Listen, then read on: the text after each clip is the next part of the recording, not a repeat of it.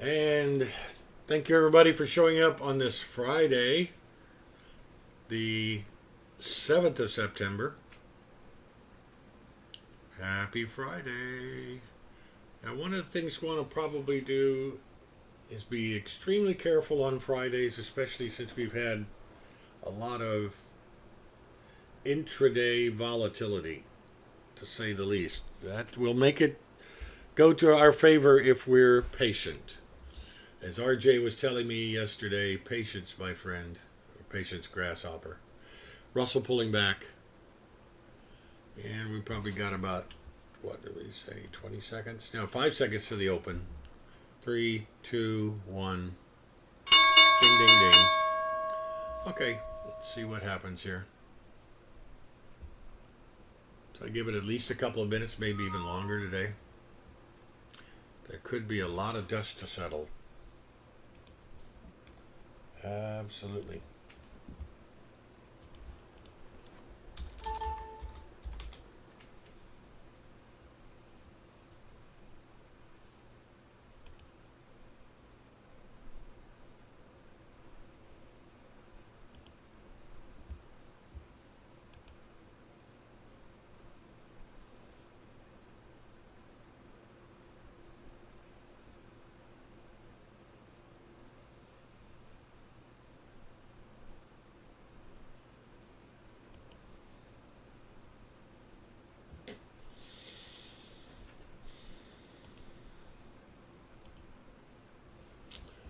On the 6, I need to change that to a 6.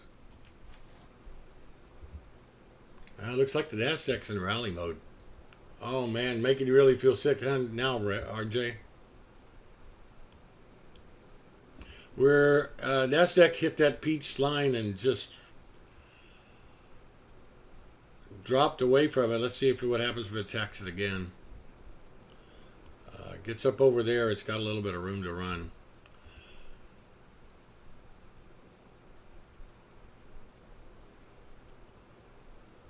I had a buy signal on the Nasdaq right at 929. I didn't see it. Gonna let it settle down here. We're gonna flip flop around a little bit here. Got a short signal on the Dow, but it doesn't look all that great. Really tiny. Not really good reward to risk. Another short in the S&P. Risking 22. Don't see it. It's, too small.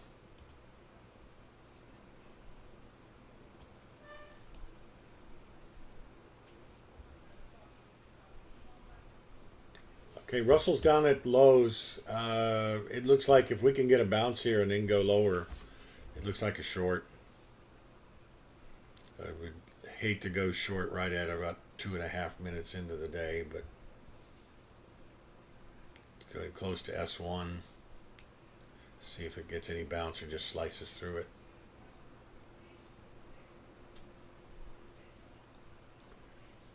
Love to see a bounce at 09, but now it's not going to happen. When the markets are weak, they're weak, and they just slice through all support levels. And there we go.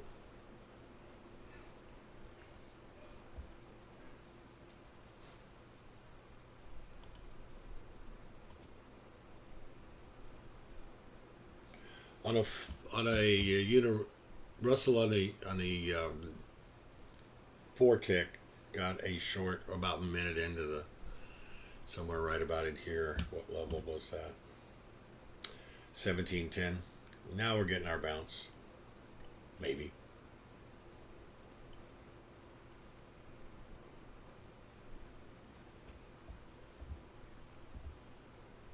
Show you what happens on an 8.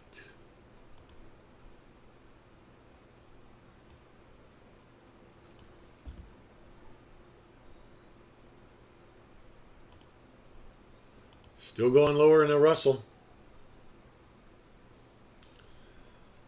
Russell must feel like it has to come down quite a bit to catch up with the others. grinding lower in the S&P.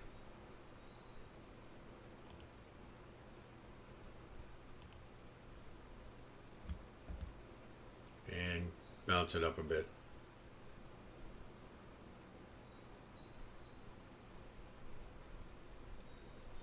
That's it's probably a pretty good statement there, John K. We got a buy signal in the NASDAQ, but it was way late. We're up at the highs again on the Russell. I'm sorry, in the NAS. Oh, too slow. Yep, and pulling back. Let's see if it gets... Order pending. Order filled. all right.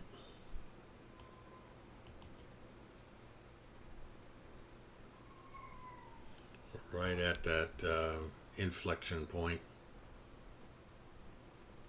A little late on the entry there. Let's see if we can go higher. I've got that stop down at 20. It's probably going to come take me out. If you hear howling, it's my son's dog. She has beagle in her, which I guess they have a tendency to do that. Almost got taken out there. And it's bouncing enough that it probably can.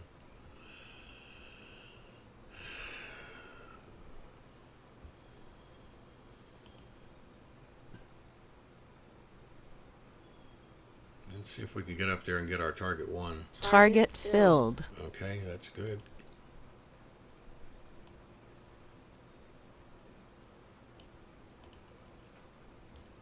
And so give it a little bit of room. I'm going to take it out here. Order filled. Okay, I got a partial, 1 target. I'm not going to push it. The Russell looks like it's getting a continuation pattern right here.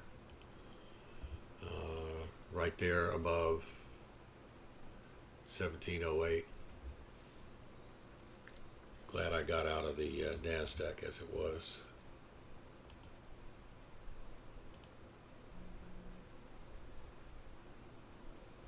On the NASDAQ 10. Pull right back down to that breakout level, regardless of what Unirinco we're on.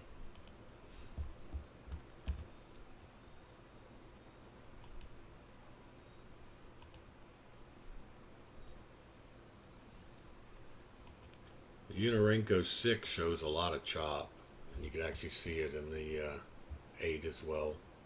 Let me show you right here. S&P's towards the high of the day. You see all that chop there? Now it's showing a short, but kind of tough. Yeah, we're getting a reaction off of that breakout level. Let's see if it breaks lower. Order pending.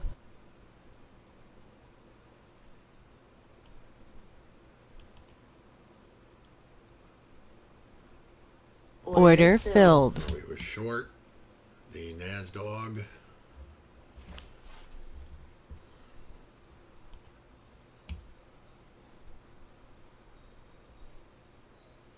Target filled. Okay, there's target under break even plus.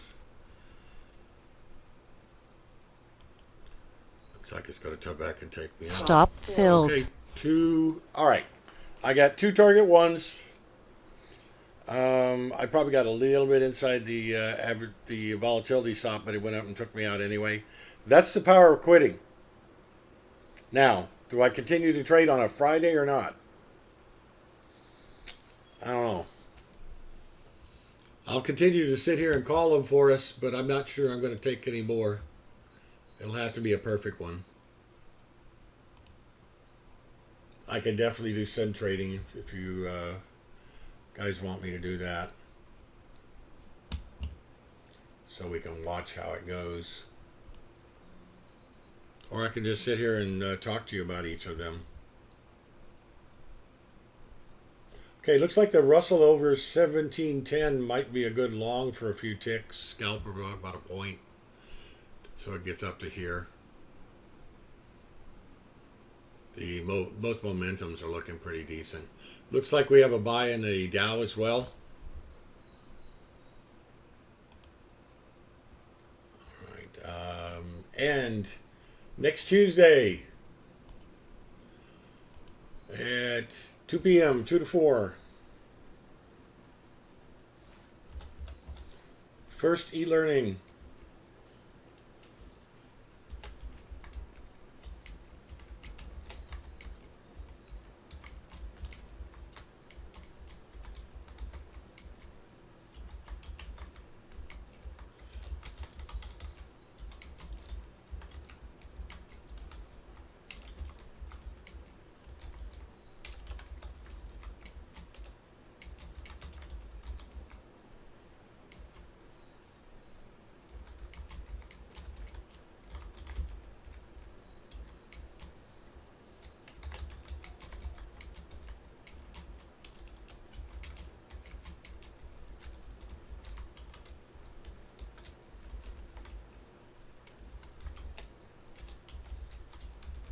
Look at that Dow go.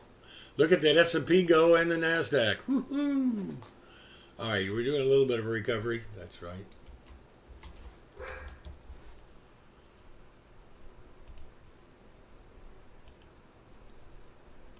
Okay, so... Yep. First time probably in a couple weeks they've been in sync, huh? Well, how was that Russell trade that we should have taken? Oh dear, we have 1710. It got 4 points, 40 ticks, even just one contract. Wow, that would be nice. All right, give me 1 second. I'll be right back. Got to figure out what the dog's doing. I think he may be trapped outside. Hey! What's all the barking for? Huh? No. No. Where's Buddy? Oh, did Buddy go with Mommy? Yes. You can't go. No. Yeah. Is that what you're upset about, Steve? That Mommy didn't take you? I understand. That's just the way it is, Steve. That's what your turn before.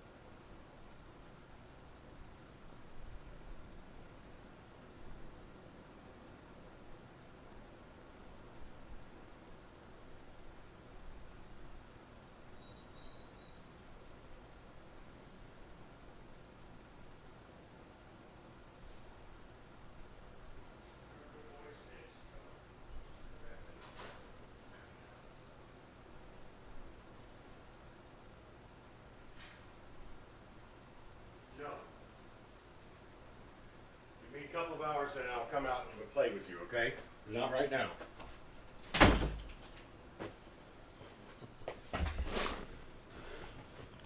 That was quite a run there, wasn't it?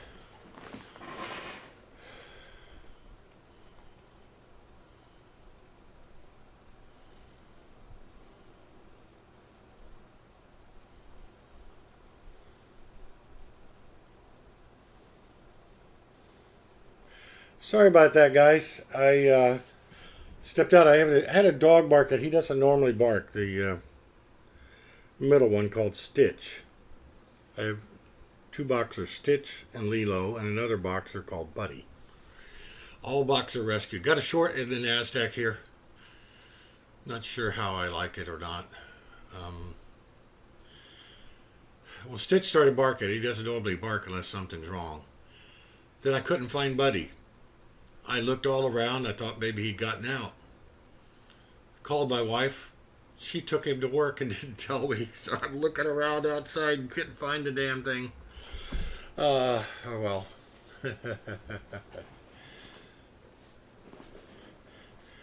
Well, he was the long signal this time, right?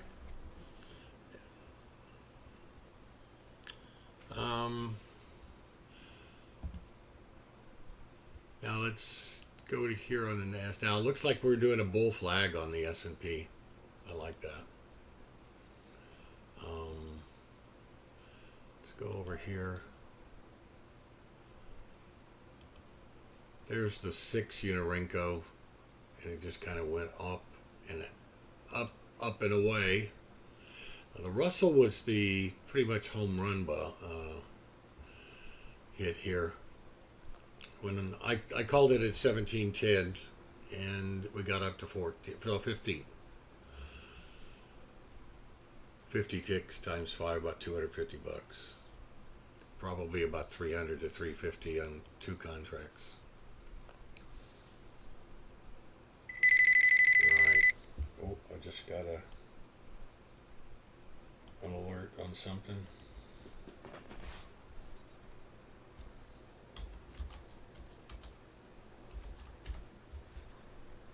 Yeah.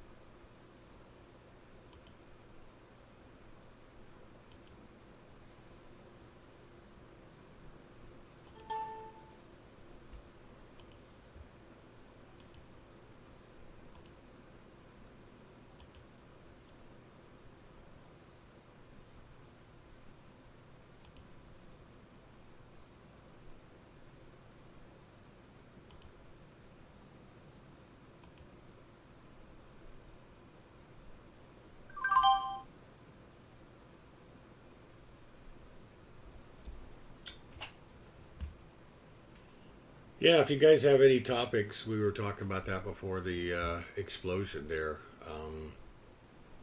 I'll come up with some topics to talk about, but I'd really like for it to be your session. I'll. I'd like to know about it a little bit in advance of what your questions are, if you could think of any by today or whatever. Looks like the Nasdaq's doing its next move up. Thanks, John. I really appreciate the participation here. It really makes things a lot better for everyone. And I'll share John's chart with everybody here.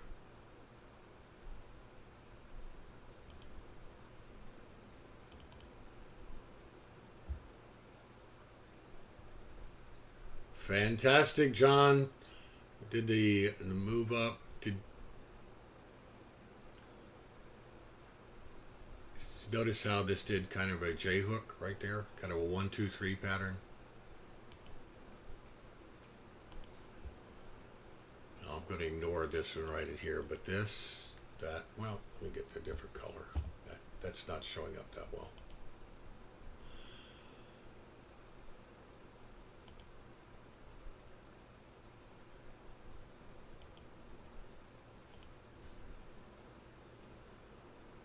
Move up, move back, move up, move back. Let's see if it goes up. And it's really dealing with this level right here.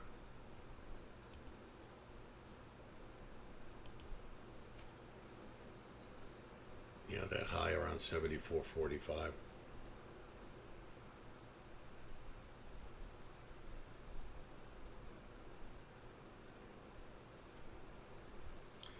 Well, make my dogs the traders, huh?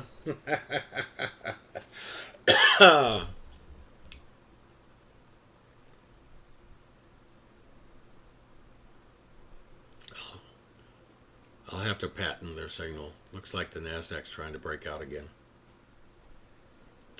Dow kind of stodgy. S&P going back up towards that 2876 level. Let's see if I can get charts on the Nasdaq.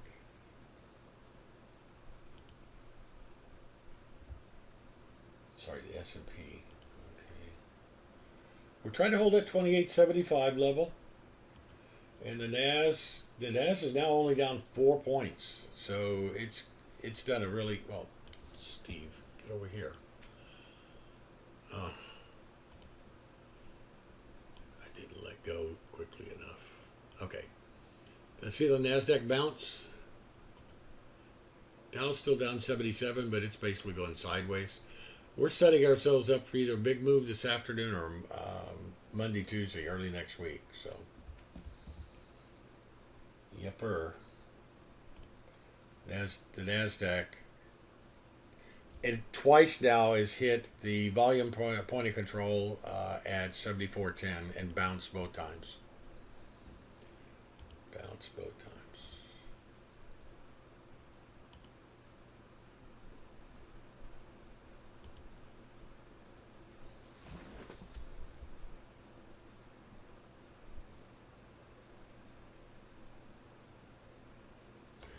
Do not know. We got 10 o'clock reversal. Let me find out on.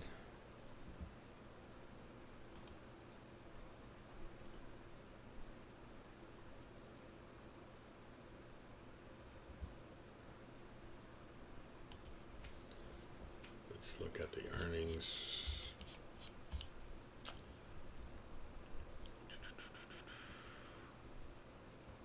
You know, I don't see anything out there on the calendar. We've got Eric Rosengren, Loretta is speaking. Those are two Fed presidents. Quarterly services survey, yuck. Baker Hughes at 1, but I don't see anything out there today after we had our employment report for an economic review. So. Yeah, they could definitely reverse themselves, or at least pull back. When I say reversal, it means stop of whatever trend was going before.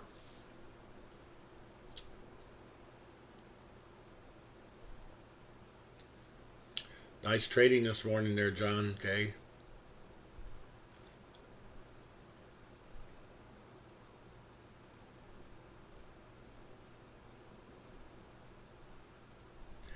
Now, the one thing that gets me about your chart, I show that you got in, if you could mind me critiquing a little bit and asking questions so I could understand. Because you had posted during the open house that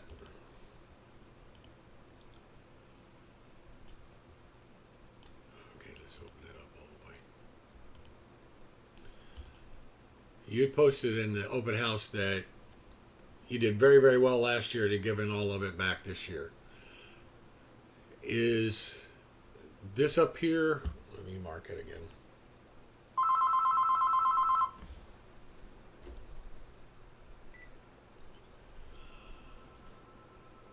I assume that was an entry. And that was an entry. Is that correct?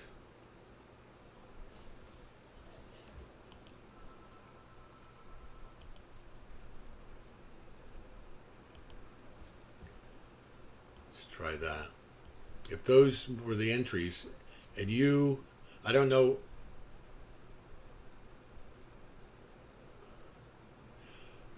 John, can you hear me? Okay, were those the entries? And then did you write it out? Well, I'm looking at there, and nothing else, and I see a cell up here. So I'm just asking so I understand. It looks like he was long here, rode it all the way down to here, still long, may have added to it here. Oh yeah, there's a third one. Added again, and then sold out here. Being for sale, yes, road to Pony Rally. Can I tell you that, now where was your stop all the way down here? Well, let me mark it again. So you were long here, and I'm going to assume your stop could either have been there or there at S1. I'm going to assume that it was this level here around 74.03. No stop. Okay. What did we talk about trading with no stops? I don't care whether you made money this morning or not. We're talking process here. And I hope you understand that I'm doing this for the benefit of everybody, but you in particular. But really, it's a generality. You have to have, and that's how you give back everything. You know. All right, at least have an emergency stop. Did you have a stop in mind? Or were you just trying to wing it? I'm going to ask the question. How far was it going to have to get down before you were proven wrong? This retracement from there to there was fairly substantial. I don't know how many contracts you had there. I don't know how much you could stand it, but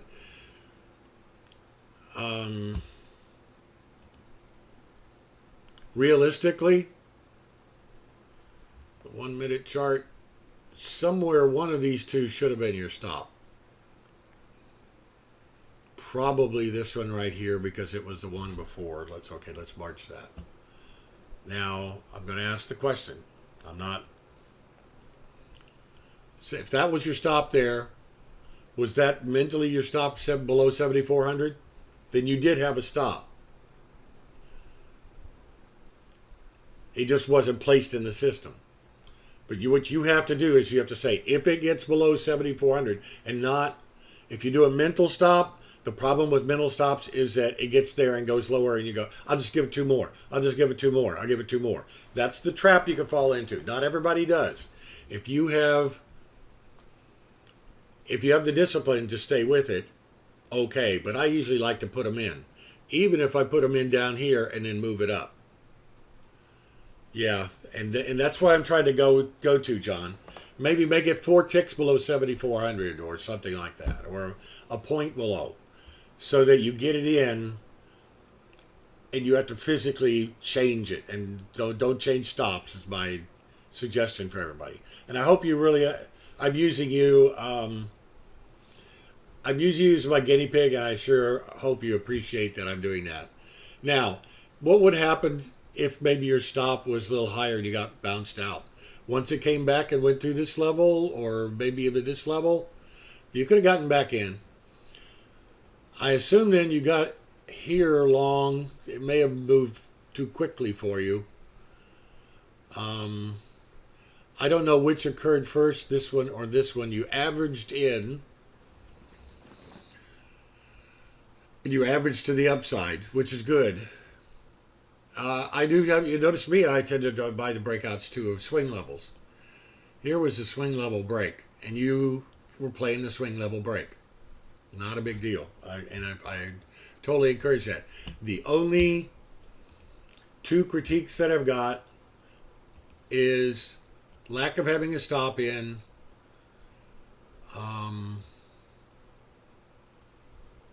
And you had your target level up here at 74.40 before. And the good thing is you didn't add to the winning to a losing trade, which is good. Not bad. The only real criticism might be put a stop in, sir. And I do appreciate you letting me talk and use you as an example. I'm not trying to pick on you or anything. NASDAQ just trying to digest that big move from this morning.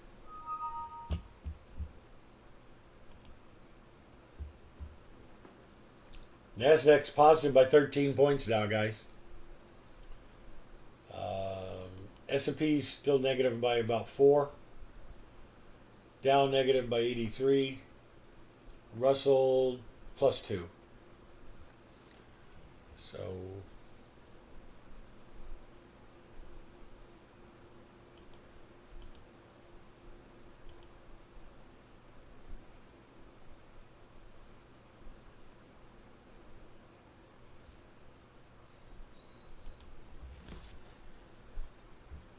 oh, you're welcome, John. I'll do that anytime. And thank you for providing me the platform from which to talk to people about stops, talk about not adding to it. Don't average down. Don't move your stop once it's in. We've got a Dow short below where we're at. Don't know that I like it. NASDAQ is back down to lows levels here, but not lows of the day. Get rid of that blue line. That blue line was there for something. I just don't know what. Yeah, the short here looks not too bad. Risk is 32.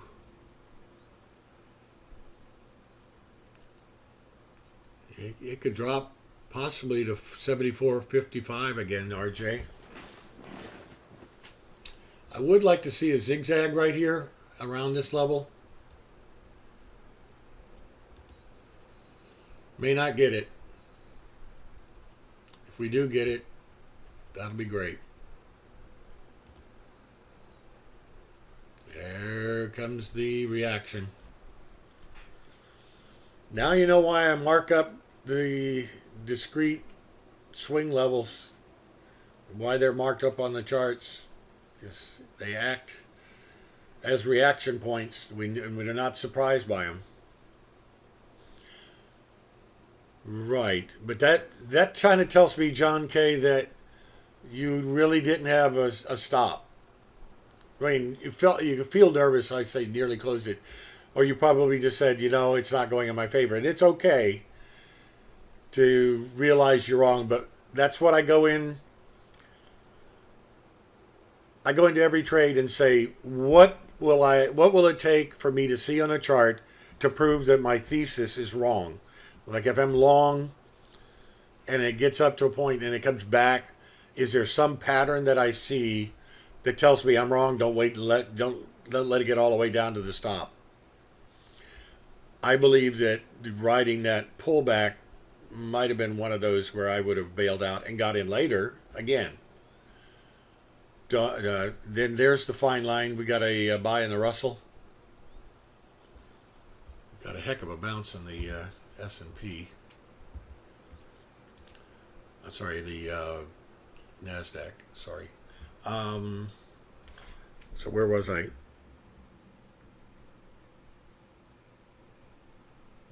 Yeah, there's a fine line between having the volatility take you out and it still be a good premise for a trade and getting back in, and revenge trading.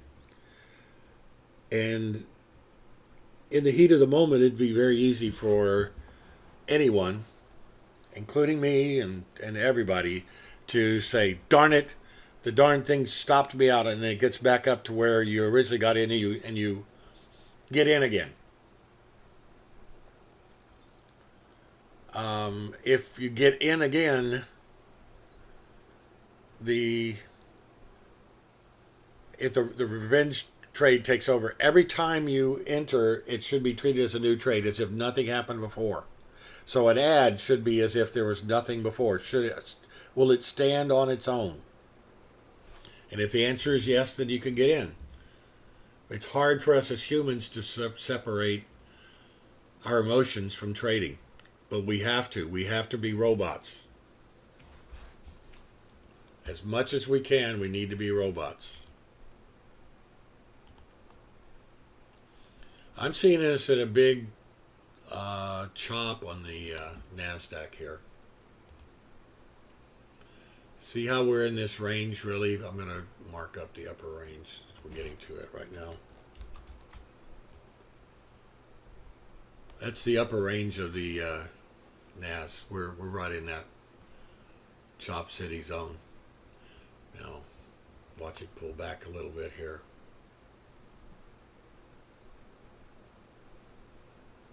Are these tradable?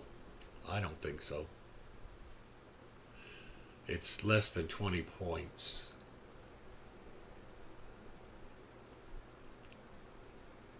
You'd have to be awfully good or awfully lucky.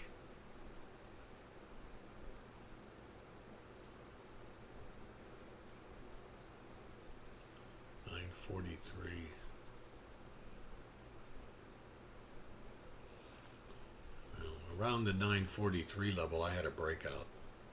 Now I'm on the 6th. I'll take it to a 10, I bet you.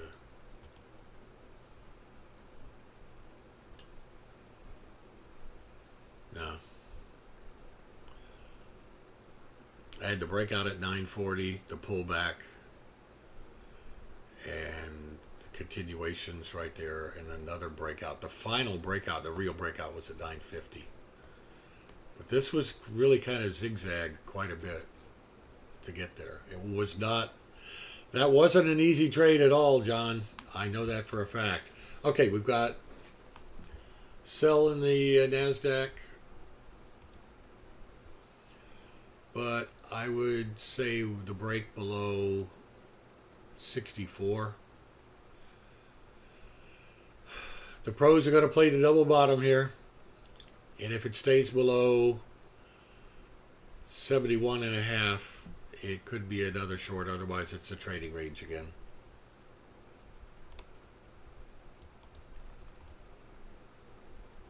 Trading range.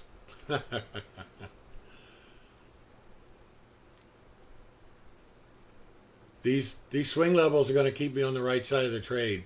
Also, see the chop and the crisscross of moving averages. Now this one only got up to the midpoint.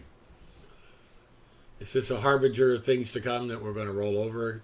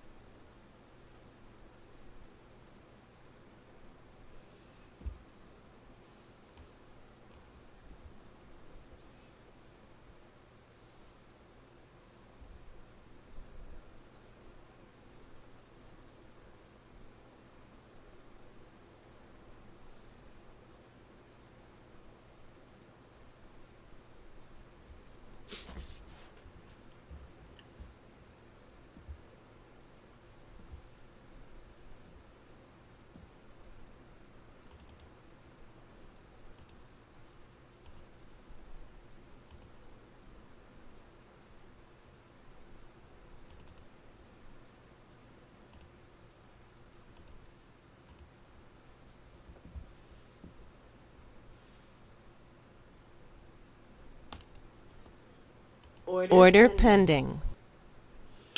All right, I put myself in another short position on the NASDAQ, potentially. If we're getting a reaction off here, I'm probably going to cancel it. Order I canceled. forgot my potential stop, so I'm not going to get in it. We're looking at 10:09, so we've gone through our 10 o'clock period and not had any real reaction.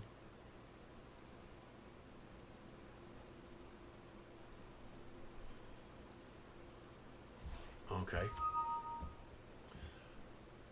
Nope.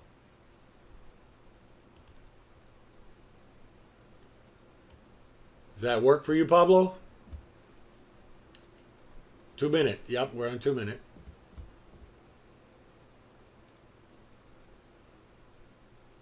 You're welcome. I'm just kind of monitoring what it is. I used a 3 because the reason I use the 3, obviously the 1's very reactive. The 2 is still a little bit too sensitive. 3 will take out all the noise. But that's just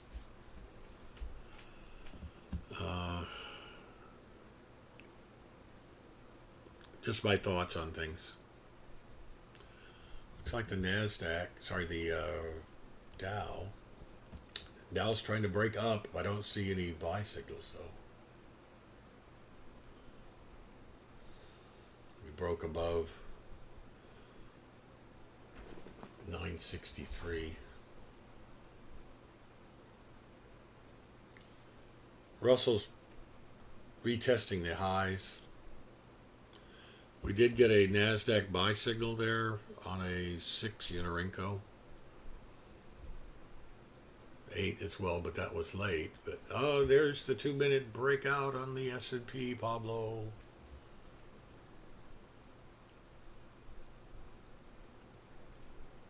Yeah, that.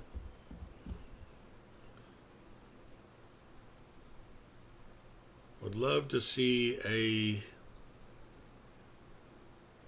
little pause here in the NASDAQ and then move up, but it's going lower.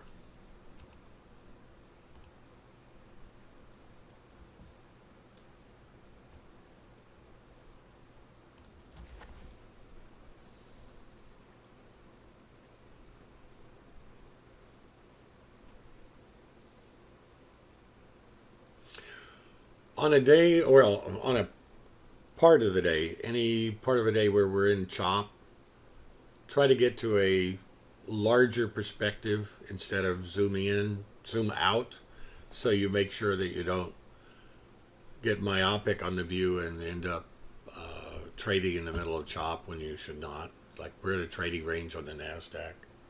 We're in a grind mode up on the Russell, but it's really not tradable. The Dow. Okay, John, give me a sec.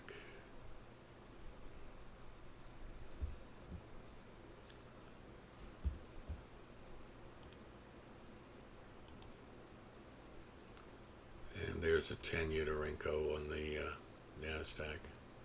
We're still in that zone. Now the S&Ps and the Dow are both in grind higher mode.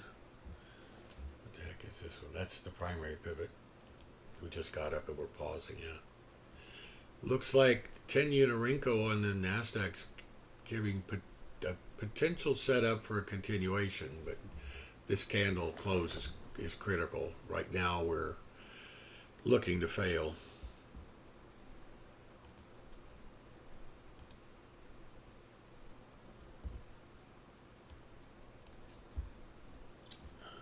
Let's bring up John's.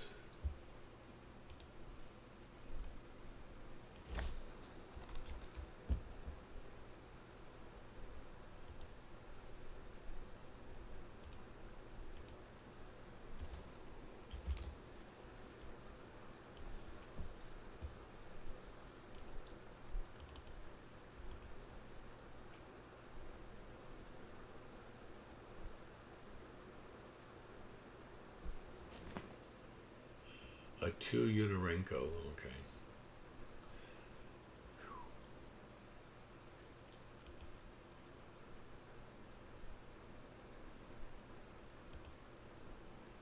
There's 930. There's 937 drawback, pullback. There's the 40. Somehow trying to catch this move up here would have been interesting.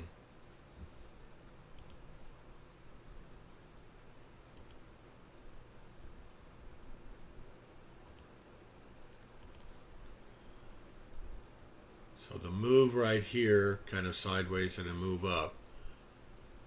This retracement, I'm gonna eyeball it in somewhere around 50% of the move up of your chart, and then a move up. This is basically a J hook. Move up, pull back. If you take it over there, try to get somewhere near the bottom with the stop just under here. First checkpoint really is right at the prior levels there, and then you picked out the target correctly. Right. Thank you very much for sharing, John. Not sure. Yeah, if you rub it in, David. I got out of my Costco when I thought it was pulling back. Can't complain. I made over 75%, and when you consider the 3 or 4, well, it's like 4 or 5 covered calls that I sold against it, I probably made 83, 85%, something like that. That was the second time. Yeah.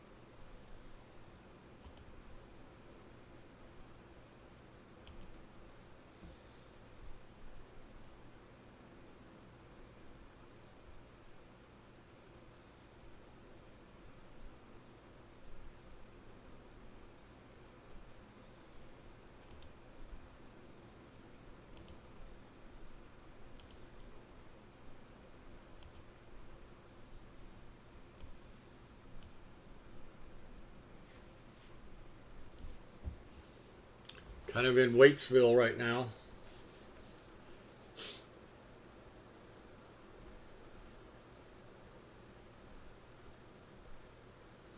Just got a sell signal in the NASDAQ again, but it's still in the middle of that trading range. I don't quite buy it. We have not gotten out of the trading range. This is where a mechanical system would get you in, and you probably shouldn't be.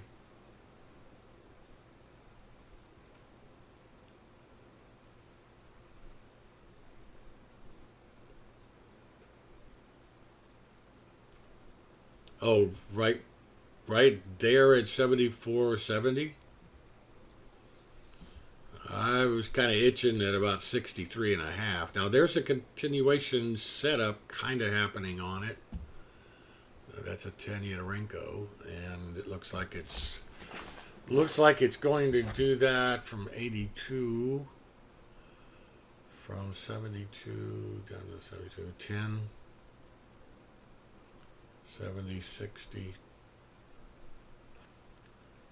A 1-to-1 extension would take it 74.60-ish, but we're going to see some buyers step up here at 66, I bet. They stepped up at 67. Now, I think it's failing, actually. But it's I think rather than it's proven to me.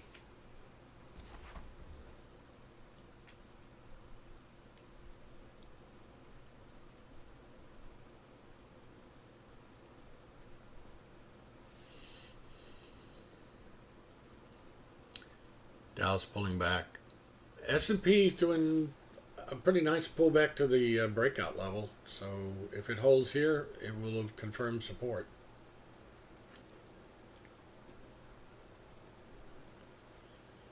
Russell pulled back from those highs at the primary pivot. Dow pulled back from that primary pivot.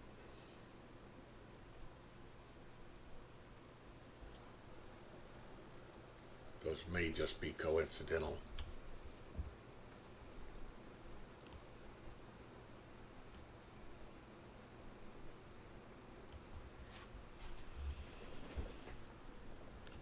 Could have got a congestion stop going on right here. All right, well, we're in kind of limbo land right now. I'm going to take a bio break. The Dow looks like it's trying to do maybe a little J hook there.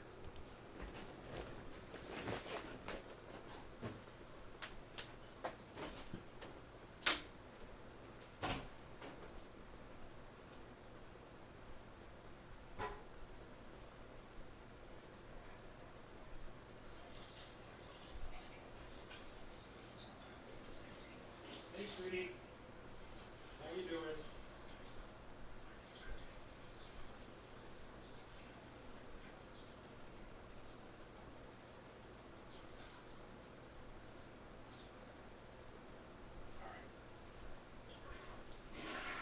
Yeah, give me another hour, and then I'll be dedicated to you guys. Okay? One more hour. Hi, sweetie. Buddy is gone for work or money. Yes. Lucky doggy. He's a ducky doggy.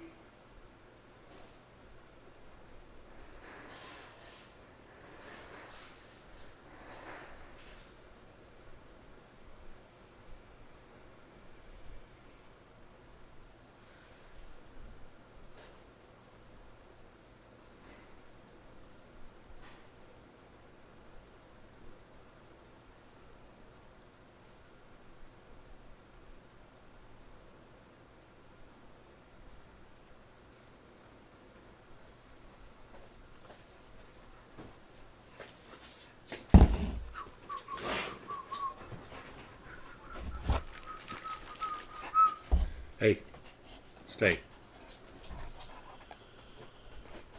Okay, I've got my trading buddies here with me. They haven't made any sounds yet, so.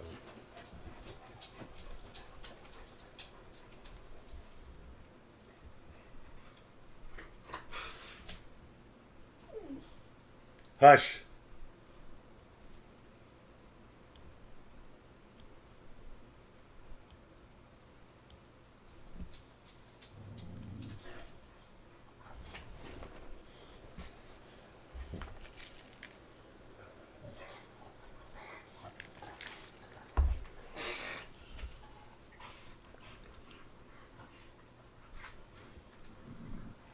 All right, looks like the Russell wants to break out here. Look at that consolidation.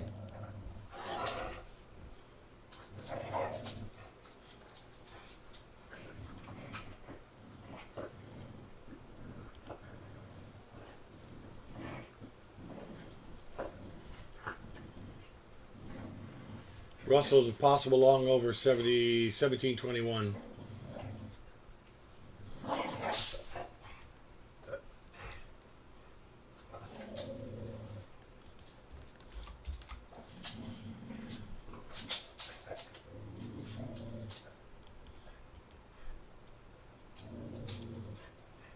There it is.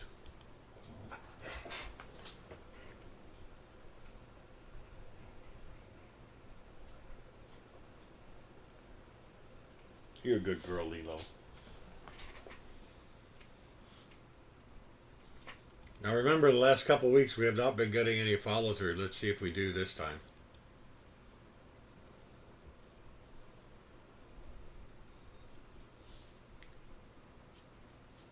Looks like the Nasdaq's trying to get up off the mat.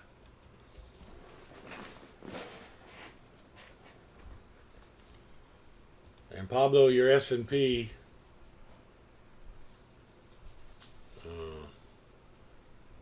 So you went short in the consolidation there. That really kind of, it did one dip below. Yeah.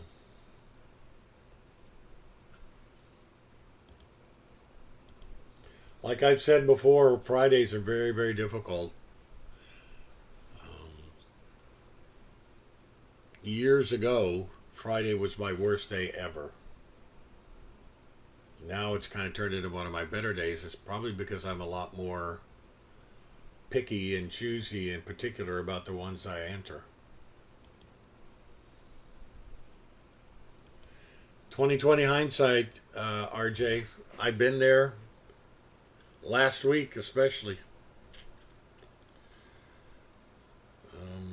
Well, last week I made probably 3 or 4 silly entries, not the greatest of entries, and then I had 3 or 4 that the entries were okay, they just didn't work. Because I was again trying to play breakdowns and breakouts, and we weren't doing it. We weren't getting follow through. Watch for the breakout to the upside here above 82 or so on the NAS. Looks like the S&P's pushing us up. There we go. And we got yet another buy in the Russell. And it's kind of a grinder there. And the pullback right back in your face. No follow through. One thing that could have given us a clue that we were not going to get any follow through, at least this time. Look at how flat this momentum oscillator is. I don't care what the R squeeze is. If you don't have anything on the momentum here, it's going to have a tough time.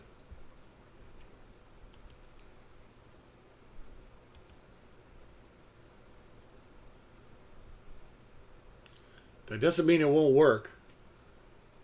And we've got an intra trading zone short on the NASDAQ.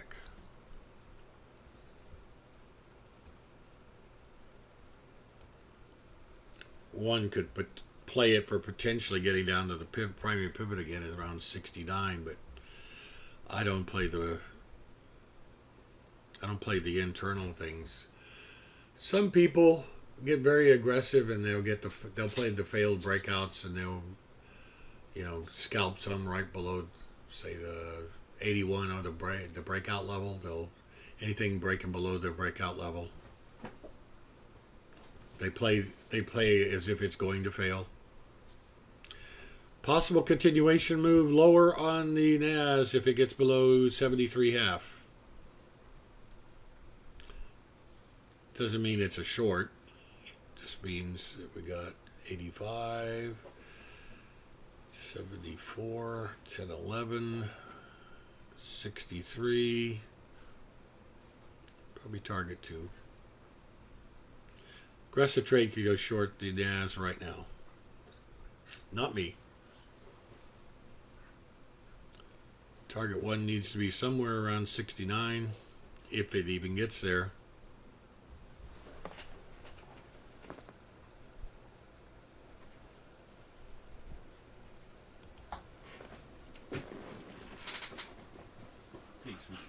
Pick it up.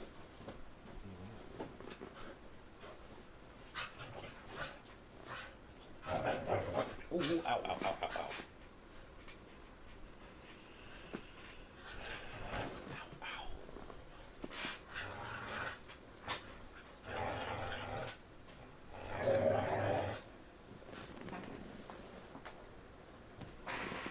I've got to get back to work. These people are paying me to help them, okay? You're not paying me. All right, wait. All right, go on. Out you go.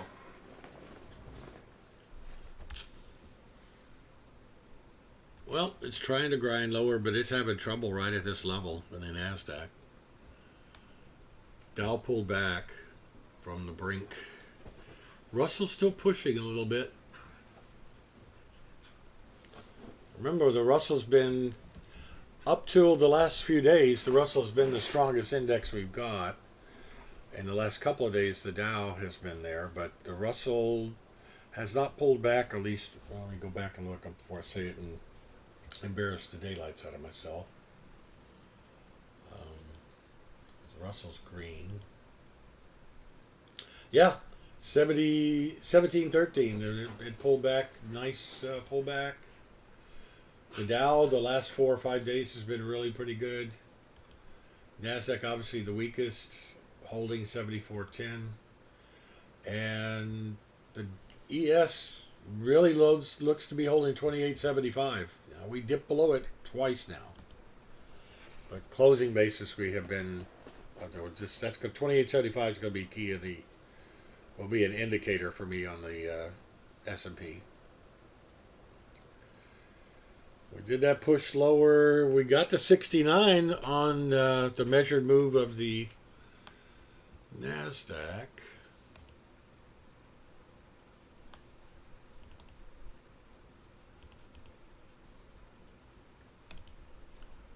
Let's see if we can get that arrow going.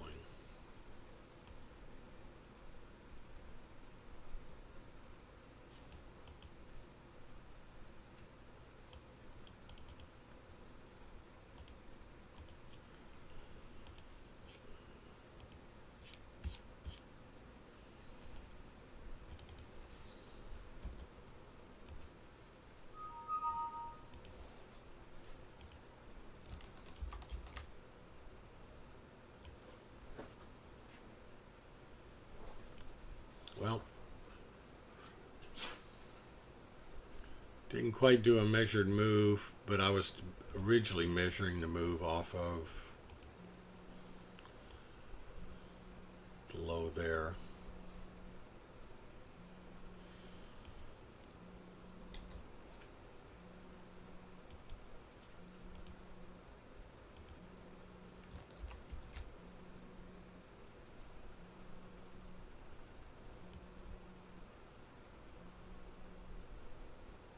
Yep. Kind of a measured move there of sorts.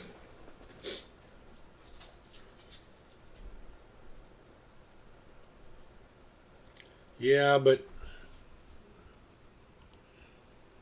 here's what I want to show you. Why I'm not excited about any possibilities. See the moving averages waving? We've got to get below there or above there and sustain it before we're going to change.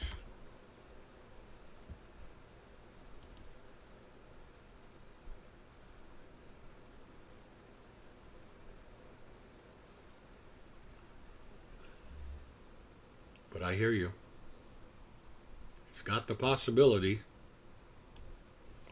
We just need follow through to the downside or the upside. I see the downside as more of a possibility than up, but it hasn't. The bulls have stepped up every time around the mid to high 60s. They don't want to let go.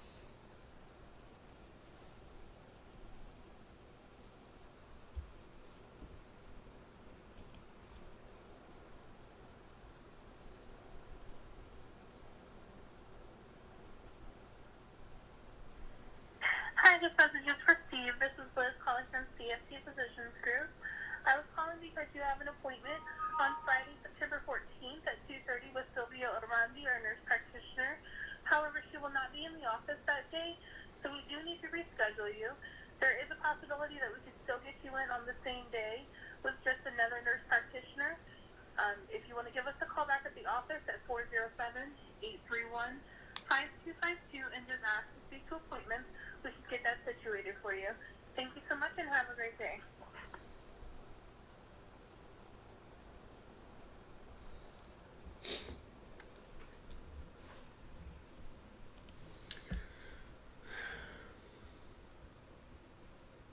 Yep. I totally agree there. And I zoom out here. The target would be around, to me, it would be about the easy target would be 74.45. It's still 20 points times 4, that's 80 ticks. Anything out of the middle of it would be great.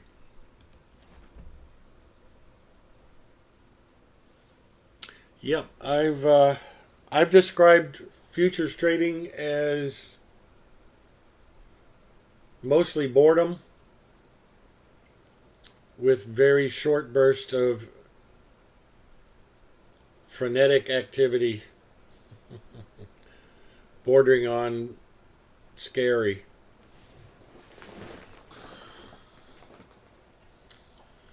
Yeah. Patience right there, RJ. And we're now flipping back to a long on the 10 Unirinco on the NASDAQ. We're kind of in chop, we're kind of grinding higher chop in the Dow. Grinding higher definitely in the Russell, but man, that would have taken a lot of intestinal fortitude to stay with that pullback. Really. Let's see, we'll get a 4. The 4 gave a new buy signal and then it immediately pulled back, but it didn't take anything out. Its risk was 22. That's acceptable.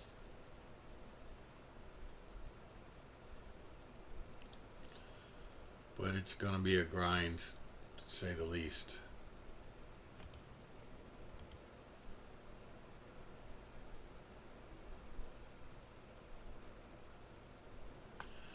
Back over here in the Russell, went long, stopped out for a loss.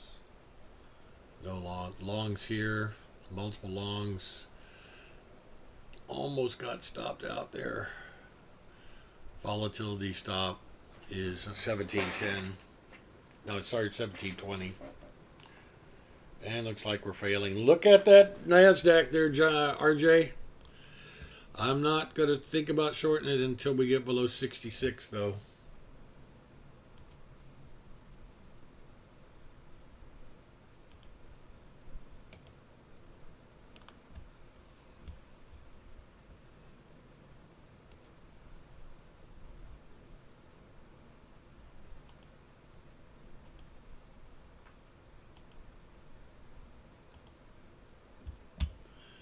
All right, there's the... Order filled. There's the short. Now we need to get follow through, because most of the time, of all the if it works quickly. If it doesn't work quickly, then I'm wrong. So I'm going to keep it pretty tight. The bulls are trying to have their way.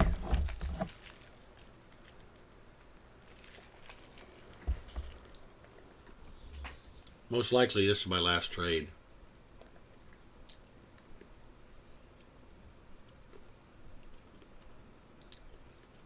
We got to get below 64. We're not doing it right now. Well, below 65, I guess. Momentums, trend line are both lower. Price ain't going my way, though.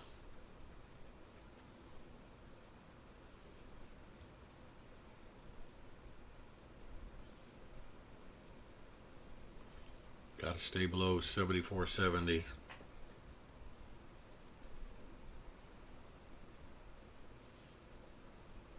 Might have entered just a little early here.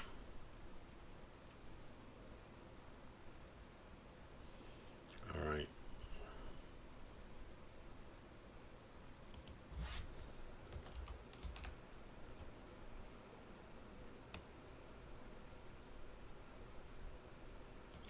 It's kind of what I'm looking at here with a possible extension.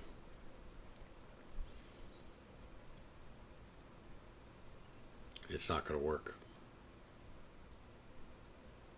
Order filled.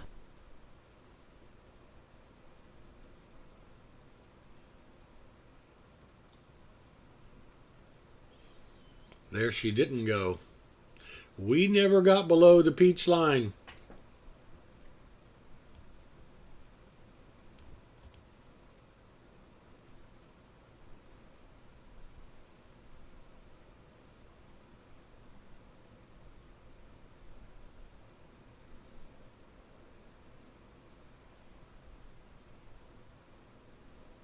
Patience, hell, I want to trade something, huh?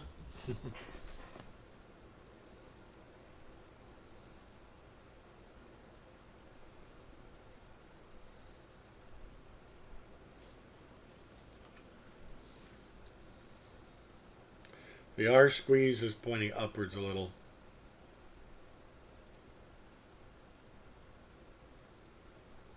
Still think we may go lower here.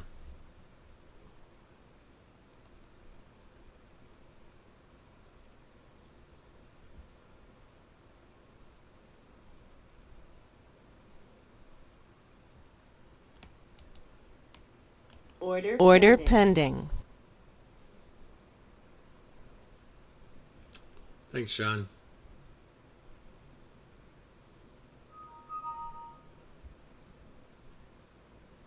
Stop would be 73.75. About 5 ticks up. Order filled.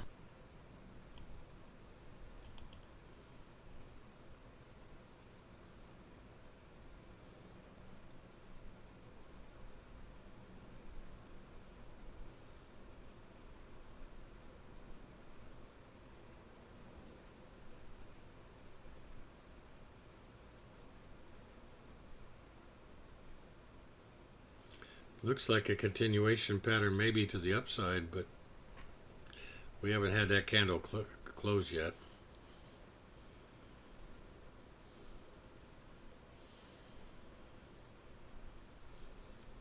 Get below 68, I'll feel happier.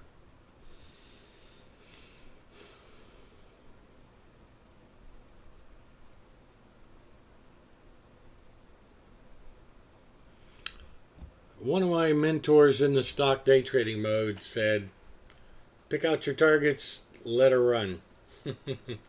Pick out your stop, don't move it. You'll be better off. Well, sometimes he's right, sometimes he's not. So I like to move my stop up or down as I get to a technical level, like hitting target 1.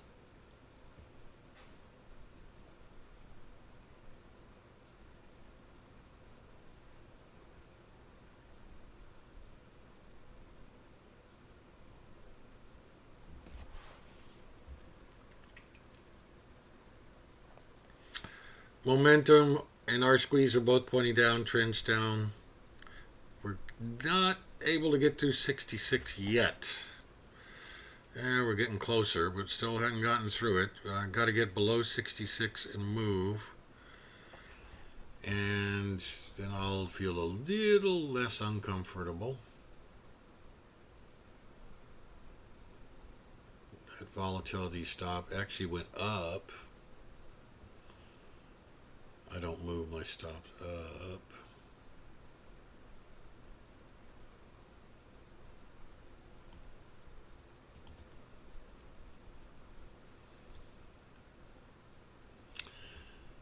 That R squeeze there is just on the cusp of flipping upwards.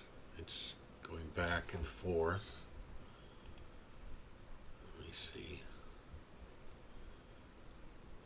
Let's show you what an 8 Unorinco looks like.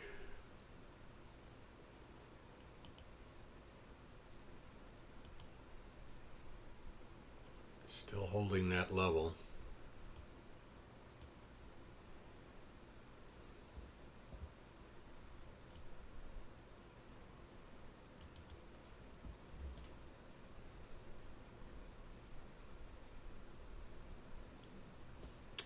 There's the momentum.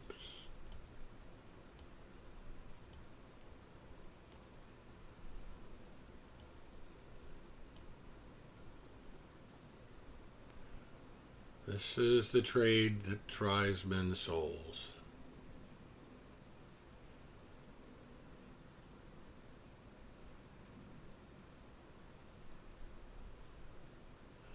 The longer it stays in this area, the less likely it is to break down.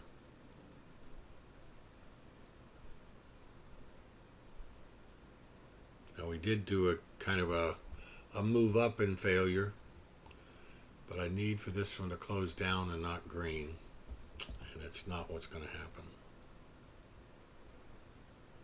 Yeah.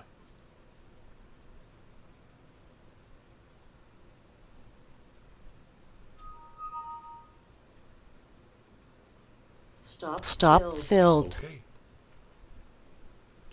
So much for that.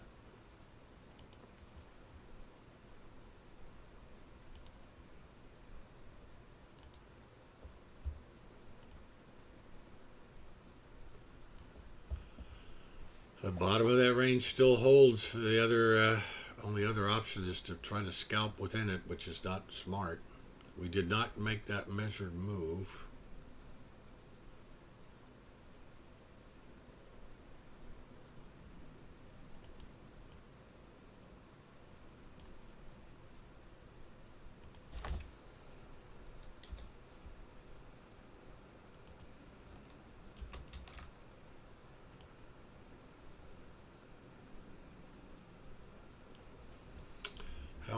off the top.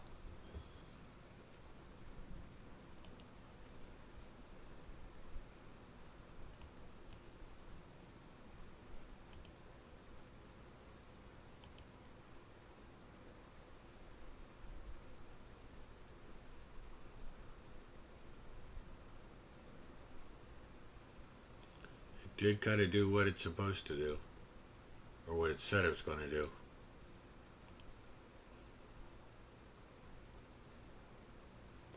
Yeah, when you zoom in here, you can see the chop though.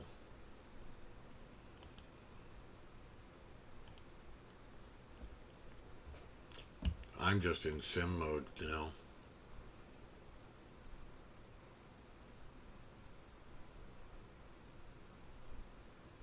Right. There goes along.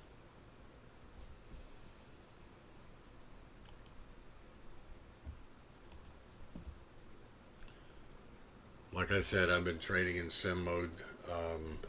I was in real money the first trade, but I decided to quit. Well, first two trades, where I got a target one and a target one, and then a break even stop out. These last two trades have been in sim mode.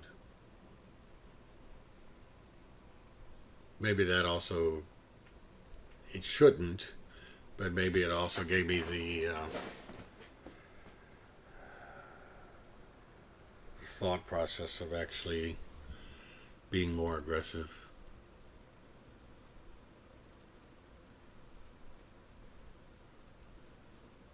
Yeah, I think you're right, John. I mean, I did say that most of the time they actually move right away when I do a break, or they'd fail.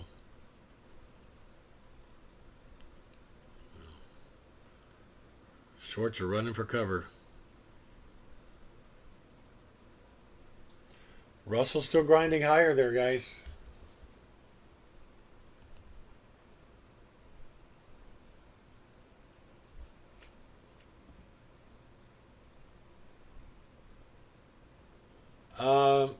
Not really. I went with Phillip Capital because I think Phillip Capital was more capitalized than Dorman. I've not heard anything bad about either one. Sean, let me find out.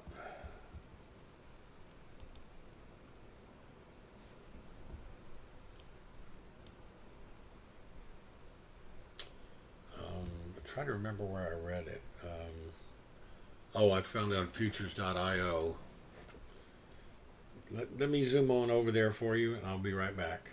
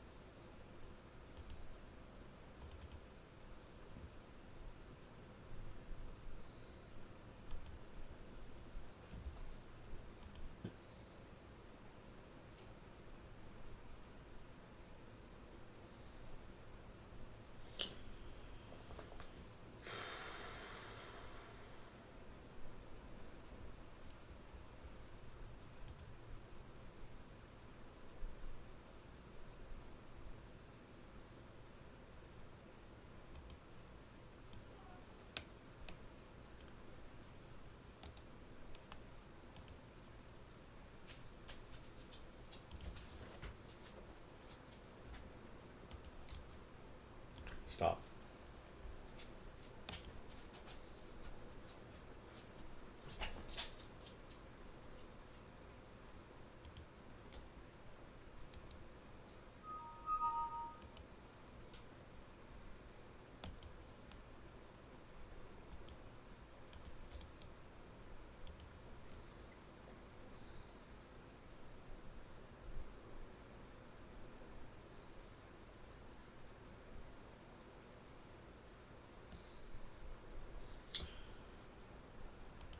Okay, let me see if I can get a snapshot here for you, Sean. I just went onto the CFTC website and I've downloaded a spreadsheet. Dorman is only a clearinghouse where Philip is also a broker dealer. Let's get rid of that column. That column.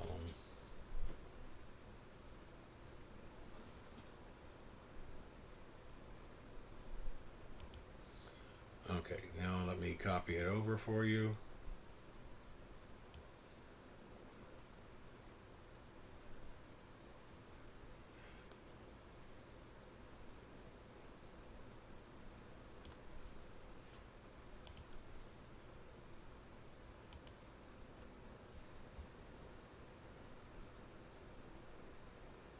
As of the end of June, where they reported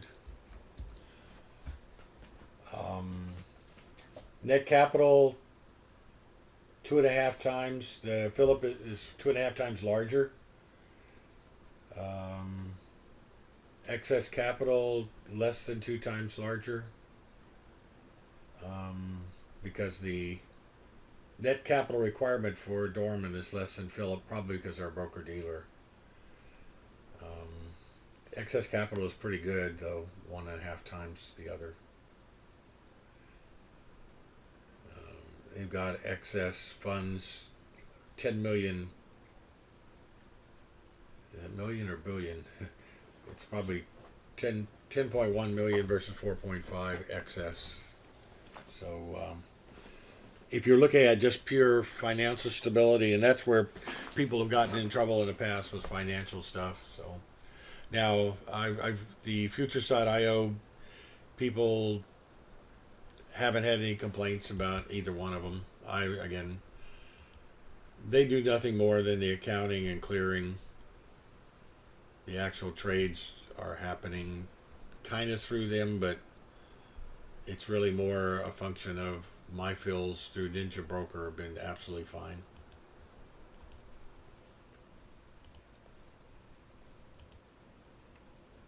Hope that helps.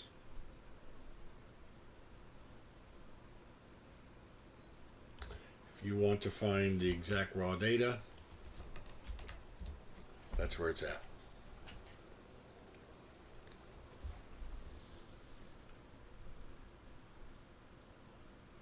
You're welcome, sir. See, I had to go through this a couple years ago myself, so I kind of remembered where it all goes.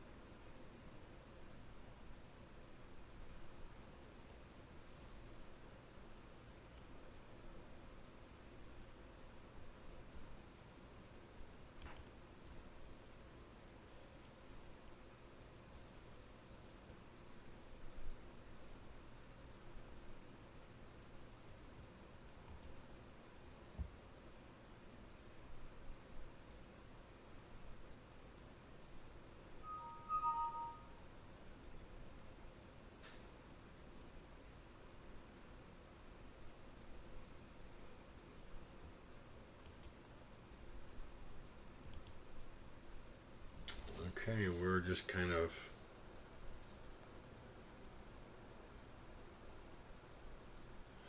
that.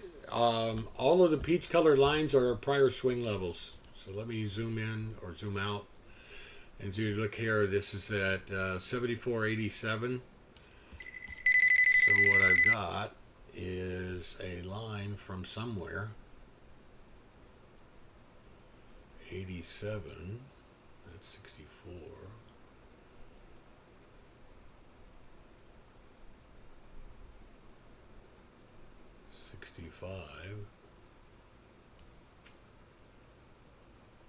Right here. Is that a major swing level? Probably not. It was during the middle of the day, but it was a swing level. Let's take that one out. The next major line is going to be way up there. Up here. If we traded through any of these levels, I just leave them in. So then if it gets to there, I'll go look to the left. And if it's not within the last 5 days, or if it's traded through it, maybe it's not a factor. I didn't mark this one up because S1 was close enough on that day. It didn't, so somewhere in between those two, 85-ish or so. There's 83. That's that. Probably lower that one down to here.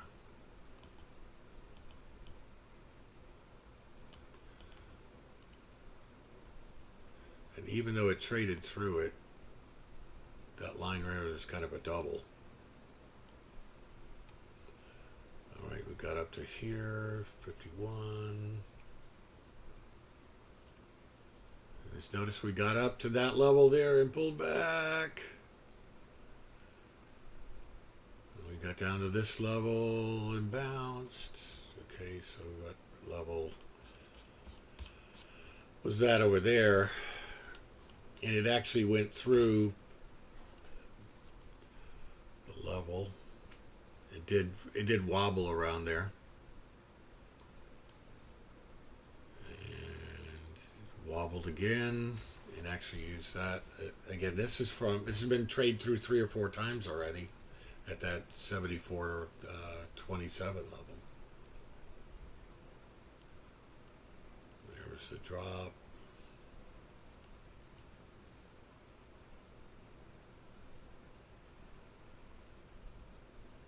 Wow.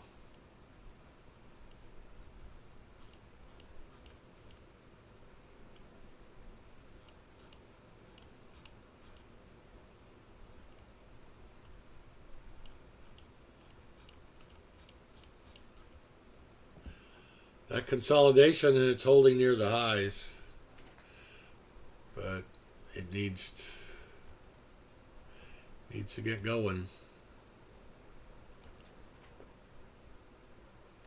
520s. Well, 7530s R1. They may just try to do that. This is the first week of options expirations in September. The Russell looks like it's at the bottom, wants to be a short though. So the peach lines in a very simple thing are just swing levels at some point along the way. I need to probably clean up a bunch of them. You said you're full of bull now? Russell looked a bit short on the 4. Yeah, I can see where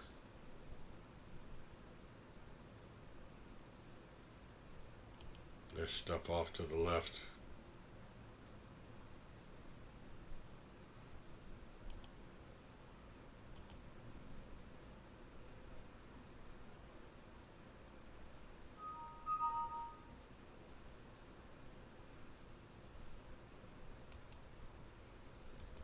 Order pending.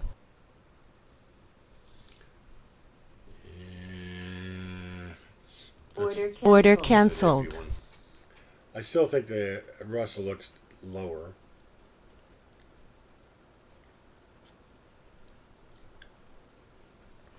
All right, we're now looking at 11 o'clock on a Friday. This is where my last opportunity to trade on a Friday would be normally. Now, that doesn't mean that you guys shouldn't stick around and see if you can do better on Friday than I am, because there obviously there's money to be made at any time. It's just a lot easier in my mind. Well, that Russell looks like it's. Let me show you the 4-8.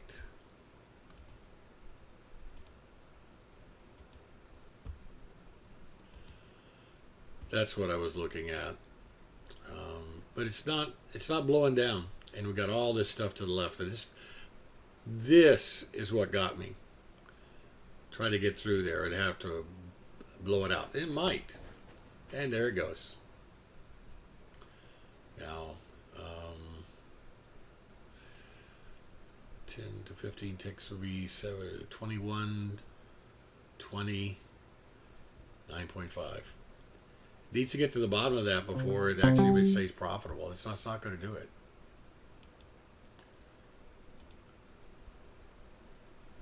That's correct, Joe. All NinjaTrader 8. I don't. Not sure I've got the NinjaTrader 7 stuff. In fact, I don't have the NinjaTrader 7 stuff to set it up like this. Some of them are only NinjaTrader 8 that I have, like the EMA crisscross type of stuff, where it's called a multi-something or other, multi-moving average.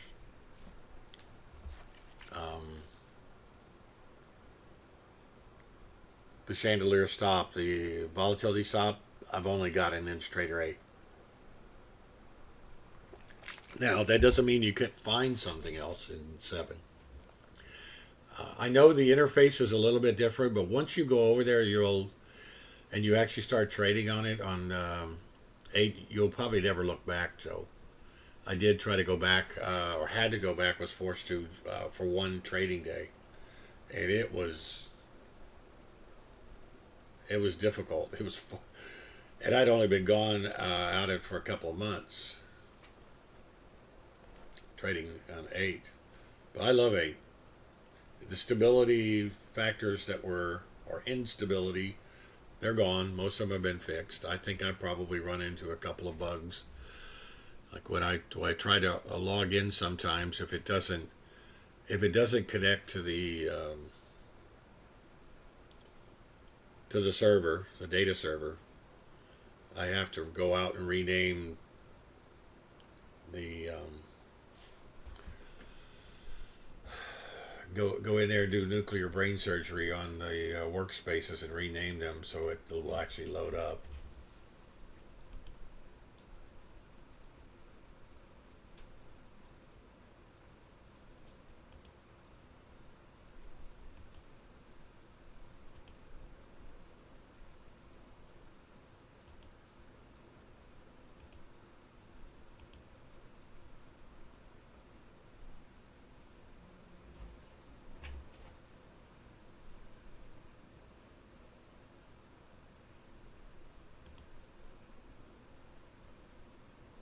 And also do yourself a favor on any of your systems.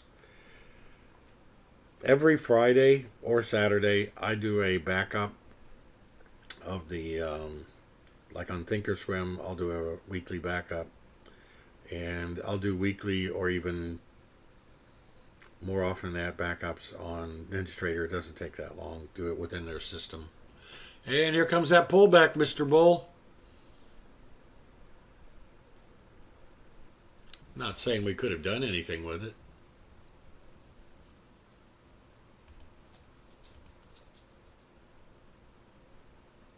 It was too fast even for the Unorinco 6.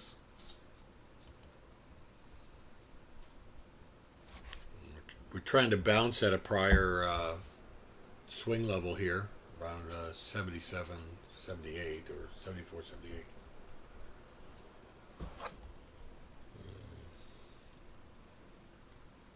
That Russell popped lower, but guess what it did? It got down to a swing level and bounced. I didn't even want to take that trade on sim mode.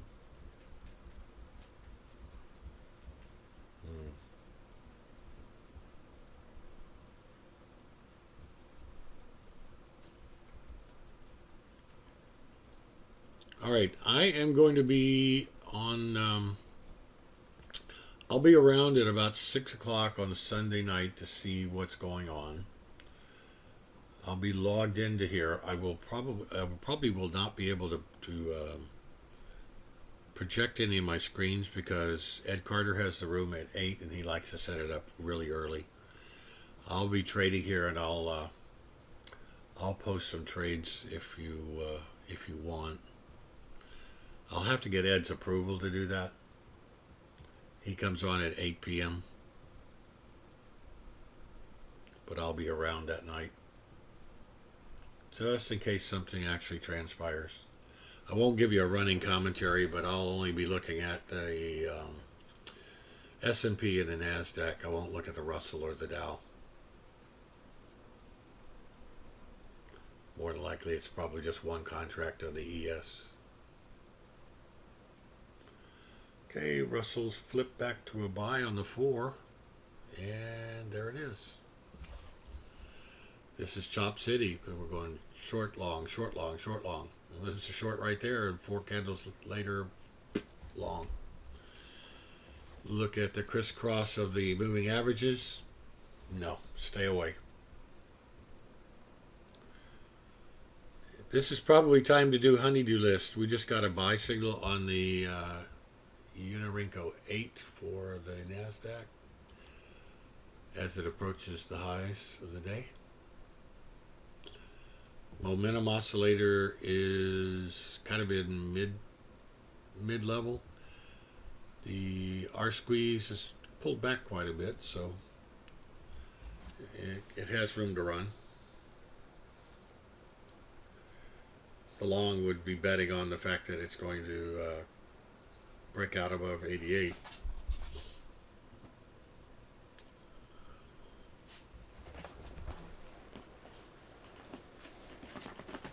Hello, muffin.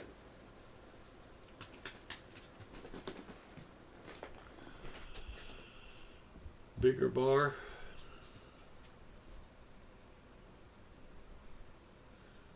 Well, maybe. We do this. Pablo, close your eyes.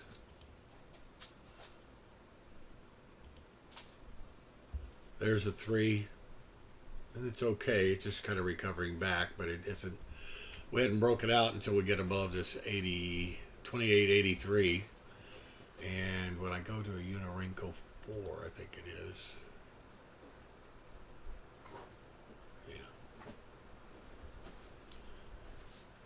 I don't think the 6 works. Not really.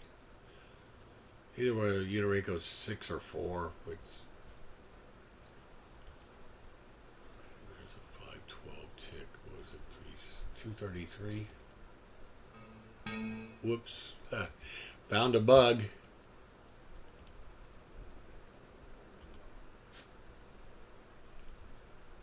Let's go back to his 2-minute chart. I just don't. I mean, you get a lot of noise in the time-based charts, especially on Friday, and especially below about 3. Your bigger candle really didn't do much follow-through. Its trading range is really 28.76 to this highs of the day now to 82 or 83.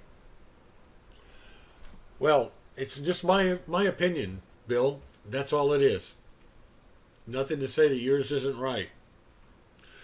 Getting a sell signal now on the Russell that goes from a sell for bars later we get a buy, and about 5 bars later we get a sell, and we get a buy, a sell, a buy, a sell. Well, right, chop, chop, chop.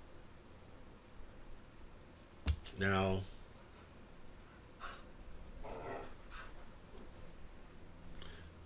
I'm going to tell you what I'm thinking. Whether it's right or not is another story, but it's my view, and I'm trading.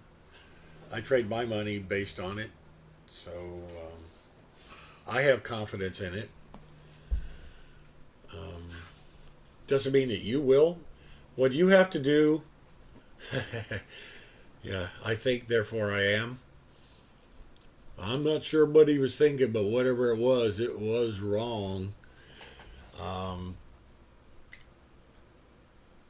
You'll be able to be exposed to different styles and strategies. You'll probably cobble together a bunch of stuff from various and sundry people, things you read, things you see, and they'll become your system, and you'll trade your system. Like RJ has his system.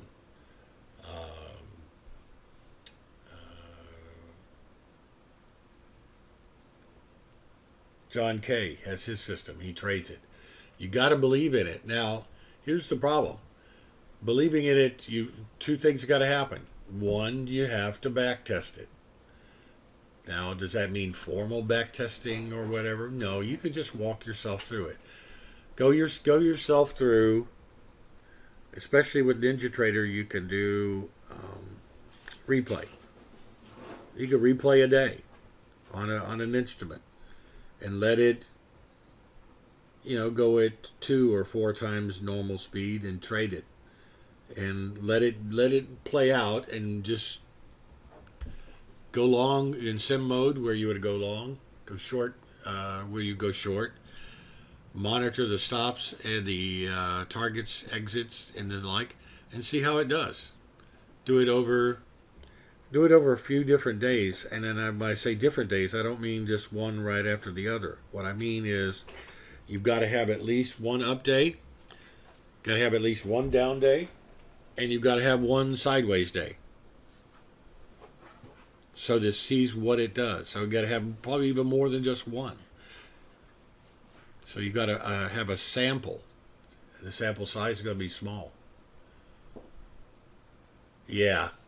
You're only fooling yourself if you're cheating on it. And that's why I was very excited about trying to get this thing called Bloodhound and go back and test it. But it's not exactly what it was cracked up to be on the advertising. Nothing really ever is. But I've got probably another week or two before I've got to either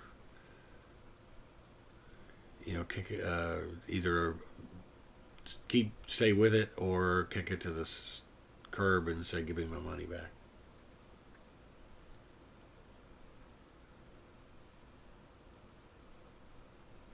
I've had a couple of little issues with. I'm trying to do things in accordance with what I think their rules are, and I found out during a review of one of their recorded weekly workshops. Oh, well, that's a bug. Okay, it's not working the way it's supposed to, but I thought it was something I was doing wrong. Well, they had a system that was working really well in NinjaTrader 7, and when they converted it to 8, it was a little difficult. There are certain things within NinjaTrader 8 that are somewhat complex and difficult to do. Most of it's fairly straightforward, just syntax differences.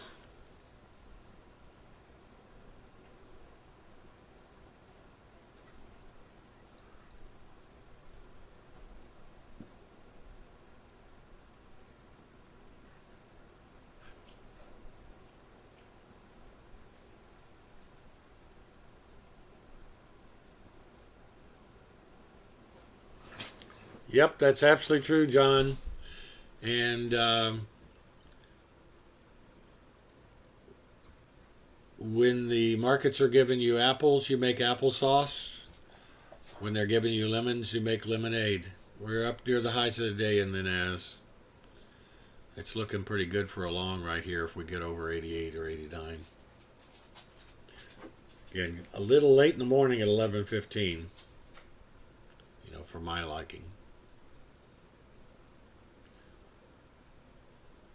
I would change the word bad to probably invalid. Like you have to decide whether you're, well, like say right here. Are you going to take this trade right here where it's below the breakout, or are you going to wait till a breakout? These right here in the Russell. Am I going to take those shorts? No. I'm going to take this short. Well, you possibly could have. The momentum oscillators are pointing in the right direction. But I looked over here and I saw, wow, look at all this over here to the left. Is it going to make it through that? The swing level was right here, and that's about where it got to. And we're basically in chop. And so anytime I'm in chop, I'm not going to go and get into those. So what I should be doing is moving this up to about there. I should be moving this to about, whoops, there. At a minimum, and maybe even as far down as here. The ideal situation would be for it to be above or below those peach lines. But that doesn't, but there's lots of trading going on, and I'm not actively trading. Okay, what's wrong with that? I know I'm Captain Obvious at times, but I just tell you what I'm thinking. That got to be patient. Dow gave us a buy signal over here just now. All right, it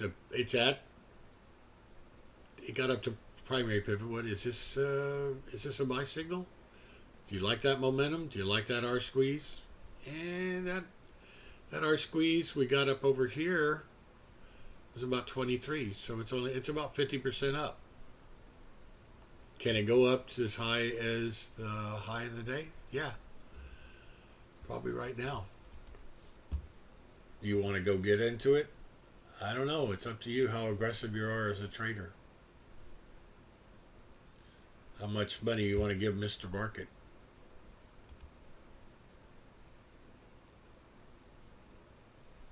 And that's and at RJ and John, that comes with doing the big picture. Knowing which way we're likely to go by looking at these. I feel I do a pretty darn good job of figuring out where we're going to go in a macro sense. I probably ought to look at things like options on the squid or something like that. I call it squid. It's QID or QLD. All right. Because we were going down. QLD. That's leveraged, and we're probably going to bounce. The S&P is now green. NASDAQ green by 23. Remember when we were down here today? That was the volume point of control. Stochastics RSI. All we need is an upturn on Monday. Okay, well that's an interesting observation. What I'm going to do is I'm going to turn it as a question right back to you, VJ.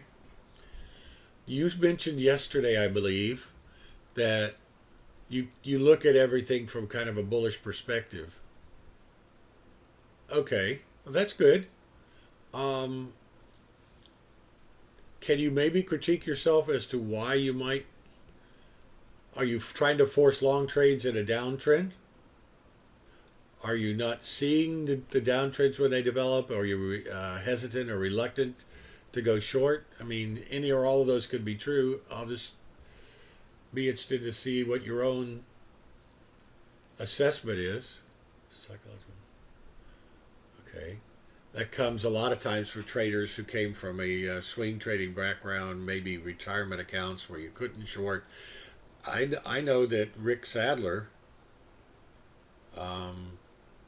he just doesn't actually see, or didn't, he does now. For the longest time, he did not see the patterns. They didn't jump out at him because they're inverted. He would see the long patterns, and primarily because he was originally trading in retirement accounts, and that's the only way he could do shorts was to use inverse ETFs or options, and he didn't want to do options because he didn't feel like he knew enough about options. Now that Doug Campbell is on there, he knows how to trade options, doing quite well. Now we got another flip flop. Here's our another every 5 candles. Let's see, that's 1, 2, 3, 4, 5. There's 6 candles. We get a long signal here. We got to filter those out ourselves. You don't hold on long enough. Is that a lack of confidence? They come back in your face too many times? Yeah. I had my biggest trading mistake, dollar-wise, was back in, I think, 1999. Is I had some Dell options, and I just knew they were going to blow out earnings and declare a split, as if that meant any difference at all. But in the go-go 90s, people were all crazy, you know. Well, I had 10 contracts. That was more than I should have been in. And I got up from, I think I had a $22,000 profit. Oh yeah, you got to keep working at it. And I'll teach you. I'll tell you. Maybe we should write that down for next week. There's a couple of possible techniques. What this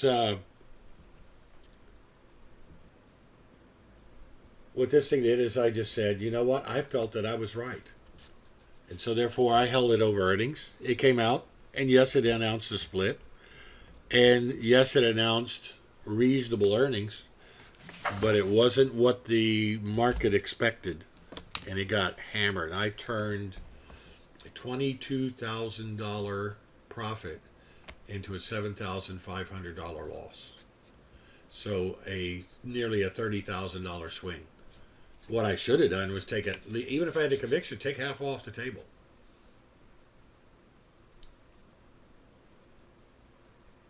Wow. All right, down at a swing level, we're going to get a reaction in the NASDAQ. These guys are going to think a double bottom. I think it breaks. Order filled. Let's do the sim mode and see what happens here. It's going to probably bounce in my face right now. Need to make it do a zigzag first.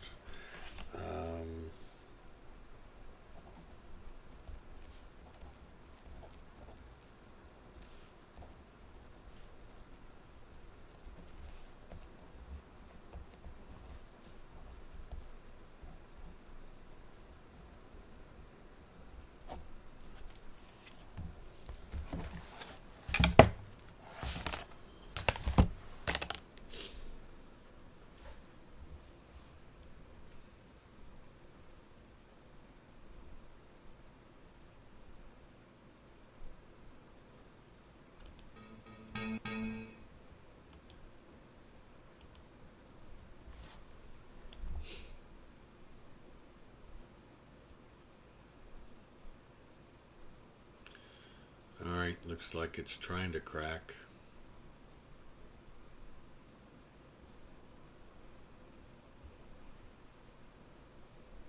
Target filled.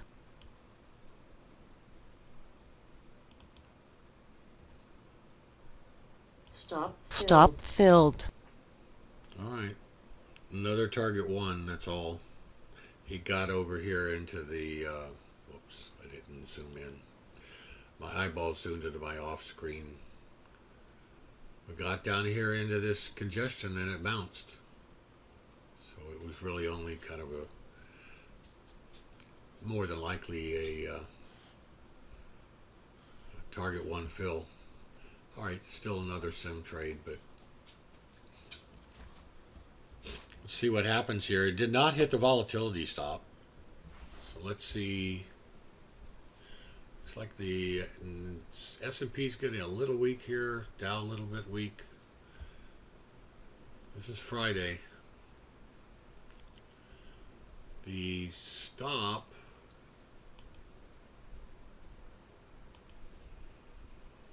volatility stop on this puppy is here.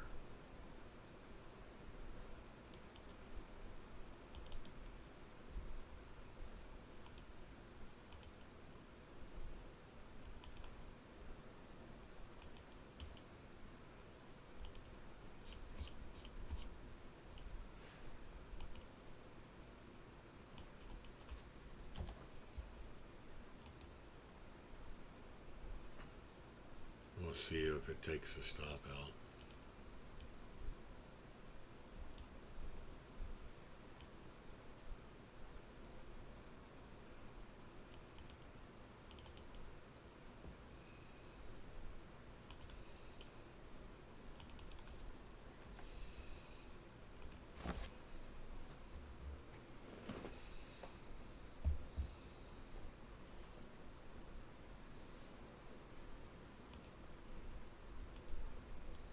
So basically what I'm doing is I'm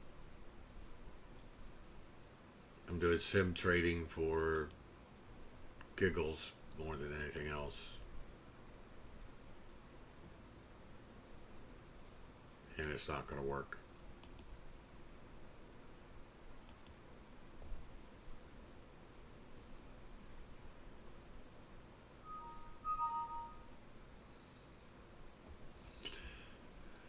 So far it's held.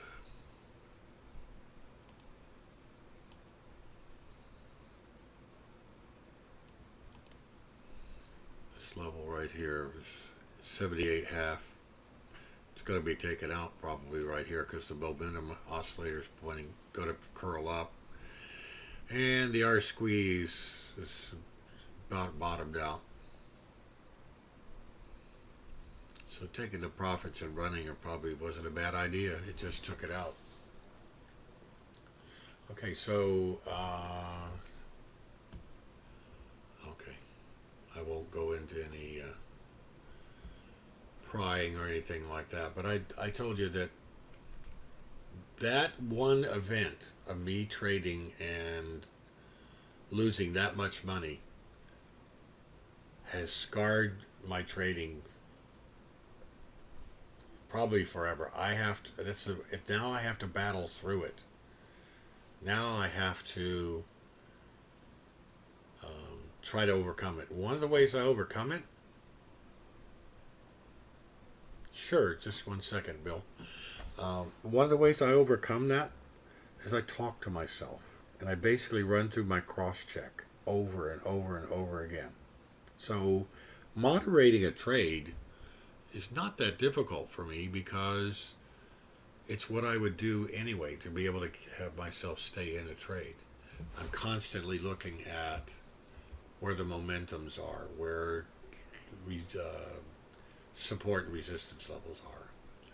Okay, whether it's black or green really doesn't matter. They're two different type of trades. Why don't I do this? Since instead of doing it live, why don't I use Memorex? Okay.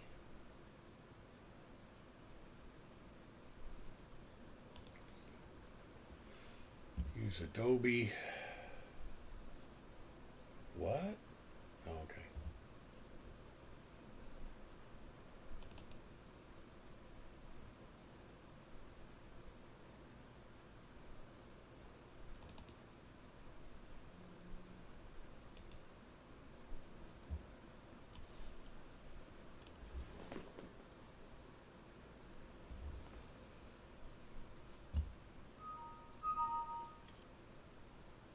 I need to get my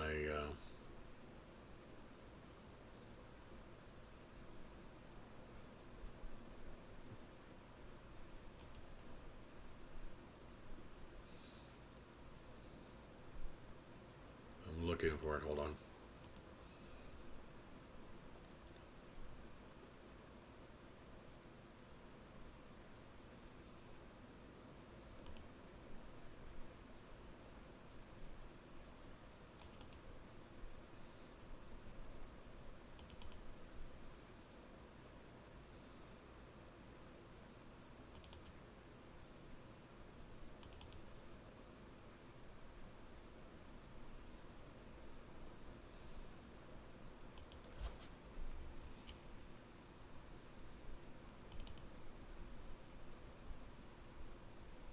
I'm almost there. Okay.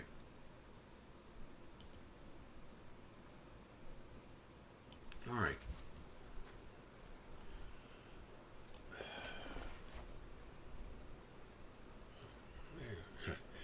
It drives my family nuts, but I find that it works. I mean, I guess another thing that happened, Ron, is when I was a fighter pilot. I was actually a Top Gun instructor, and we used to carry cockpit tape recorders. We used, Sony cassette tapes. Now they have built-in systems that record the voice and then certain data things and gun camera film and that kind of stuff. So we used actually film in my day. Now it's video. Well, I did that when I was flying, and so I just kind of carried it over here, or went back to carry it over. Let's look at what are all the dots Bill wanted to know. Now, are you asking what they are, or how are they, how they're arrived at? Now, if you're asking what they are, the smallest dot is 1, the middle-sized dot is 2, and the largest 3. They're really kind of a function of how big the stop is and where you've set up some of the parameters. I basically take out of the box. Target 1 is about 75% of risk, somewhere around there. Target 2 somewhere around 1.25 times risk, and target 3 is somewhere around 2. And I say somewhere around because it's not exactly there. It's a proprietary calculation that I'm not bothered to go back and recreate. What I do myself is I have set criteria, and my criteria now is, it was 15 and 30 or 35, and it was so I could get that, but I couldn't calculate it as easily as how many ticks there were and whatever. So I moved it 1 tick up each, 16 and 36, for the first target and the second and the third target. So is it about right? I'd use a 20 tick stop.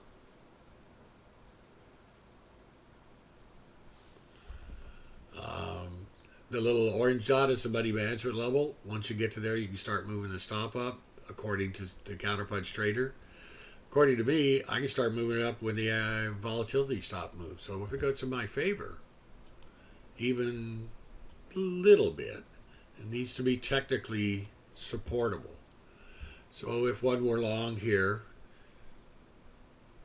the volatility stop, let me show you here.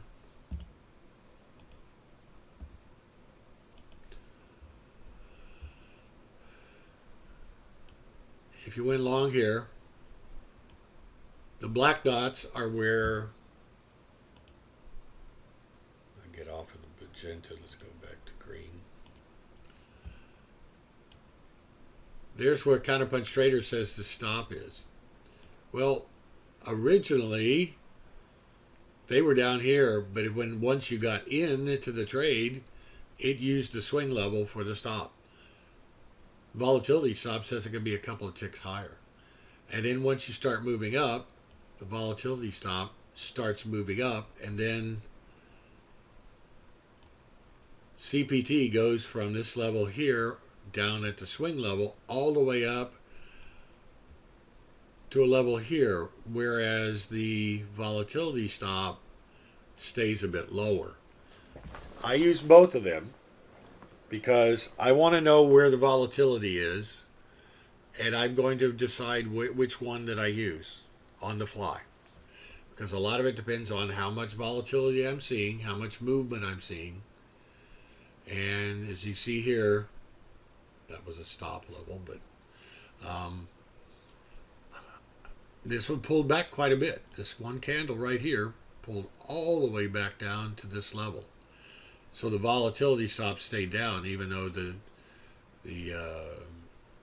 trade dot moved up higher. Now let's take it off here and see what happened. See how we went higher, and this trade dot moved. They only move their stop dot at the end of a candle when it finishes. The average to the volatility stop can move intra candle because you see this one's printed already, but it hasn't printed here on CPT. And it's either a setting I've got, and I've already moved up 2 dots, and they haven't moved theirs at all, unless it's sitting right underneath that. And there's a possibility that's what's happening. Let me take that off real quick and see where it's got indicators. I wish you guys could see.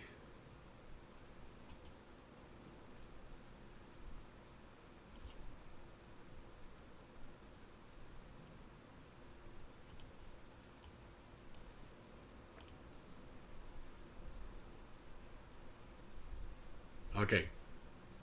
You can see the black dots. Now it moved up, but it's always at the end of a completion of a candle, the start of the next one.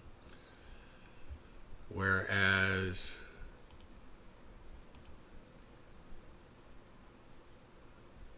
the volatility moves up really with the beginning of the candle.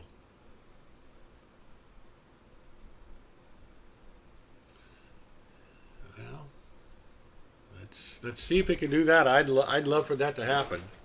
So, did I really answer your question, Bill L? How are they derived? They're basically a formula that is not revealed to us based upon how large the stop is. And that's why when you get a wider stop, you're going to get a wider target. It's just a canned number. Just like I use my can number of 16 and 36.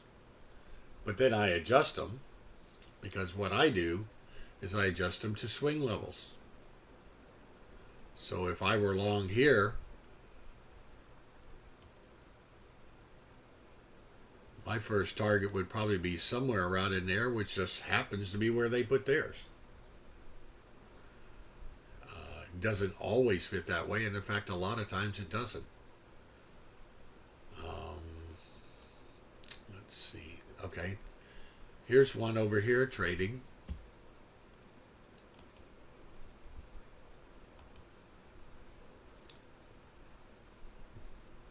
That right there is the long. And this is the calculations.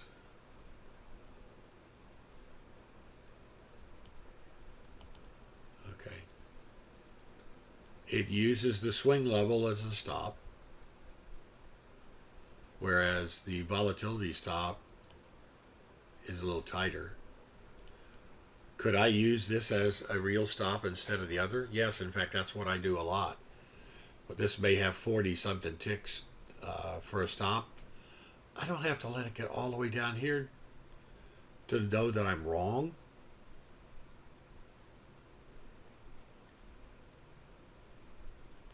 That's true, John. That's another reason why on Fridays I don't like to trade, and I don't like to trade in the afternoon. A little too squirrely, really. So this long, from here, I would use a stop here.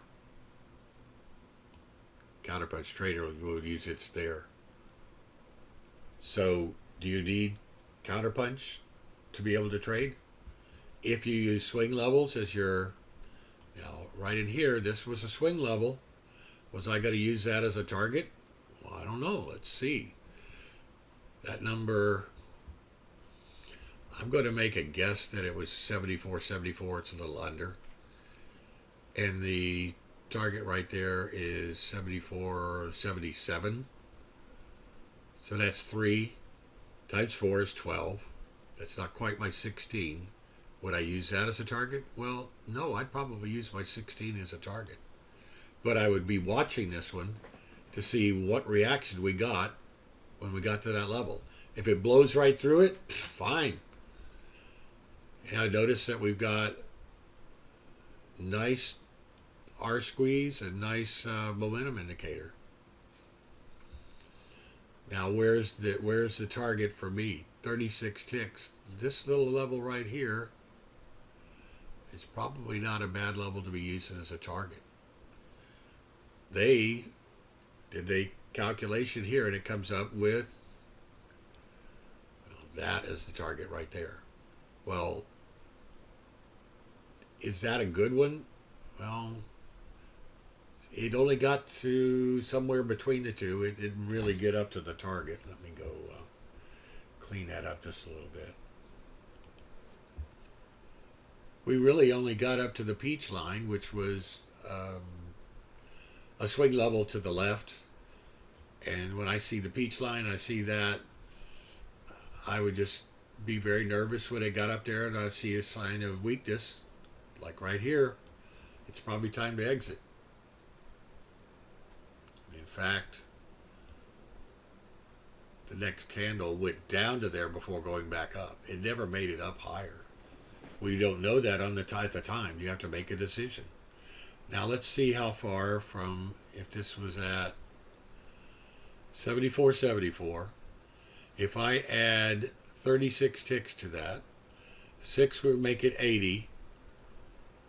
No, not ticks, not, okay. 36 ticks divided by 4. Oh, I'm having mental blockage right here. Okay. I've got my computer doing it for me. 18, no, 9. Okay, so 9 on top of 74. What's 83? 83 is right about here. Well, maybe I could trail it a little higher to this level up here, because it seemed to get, there's 36, but as it goes higher, I can keep raising my target. Thanks, VJ.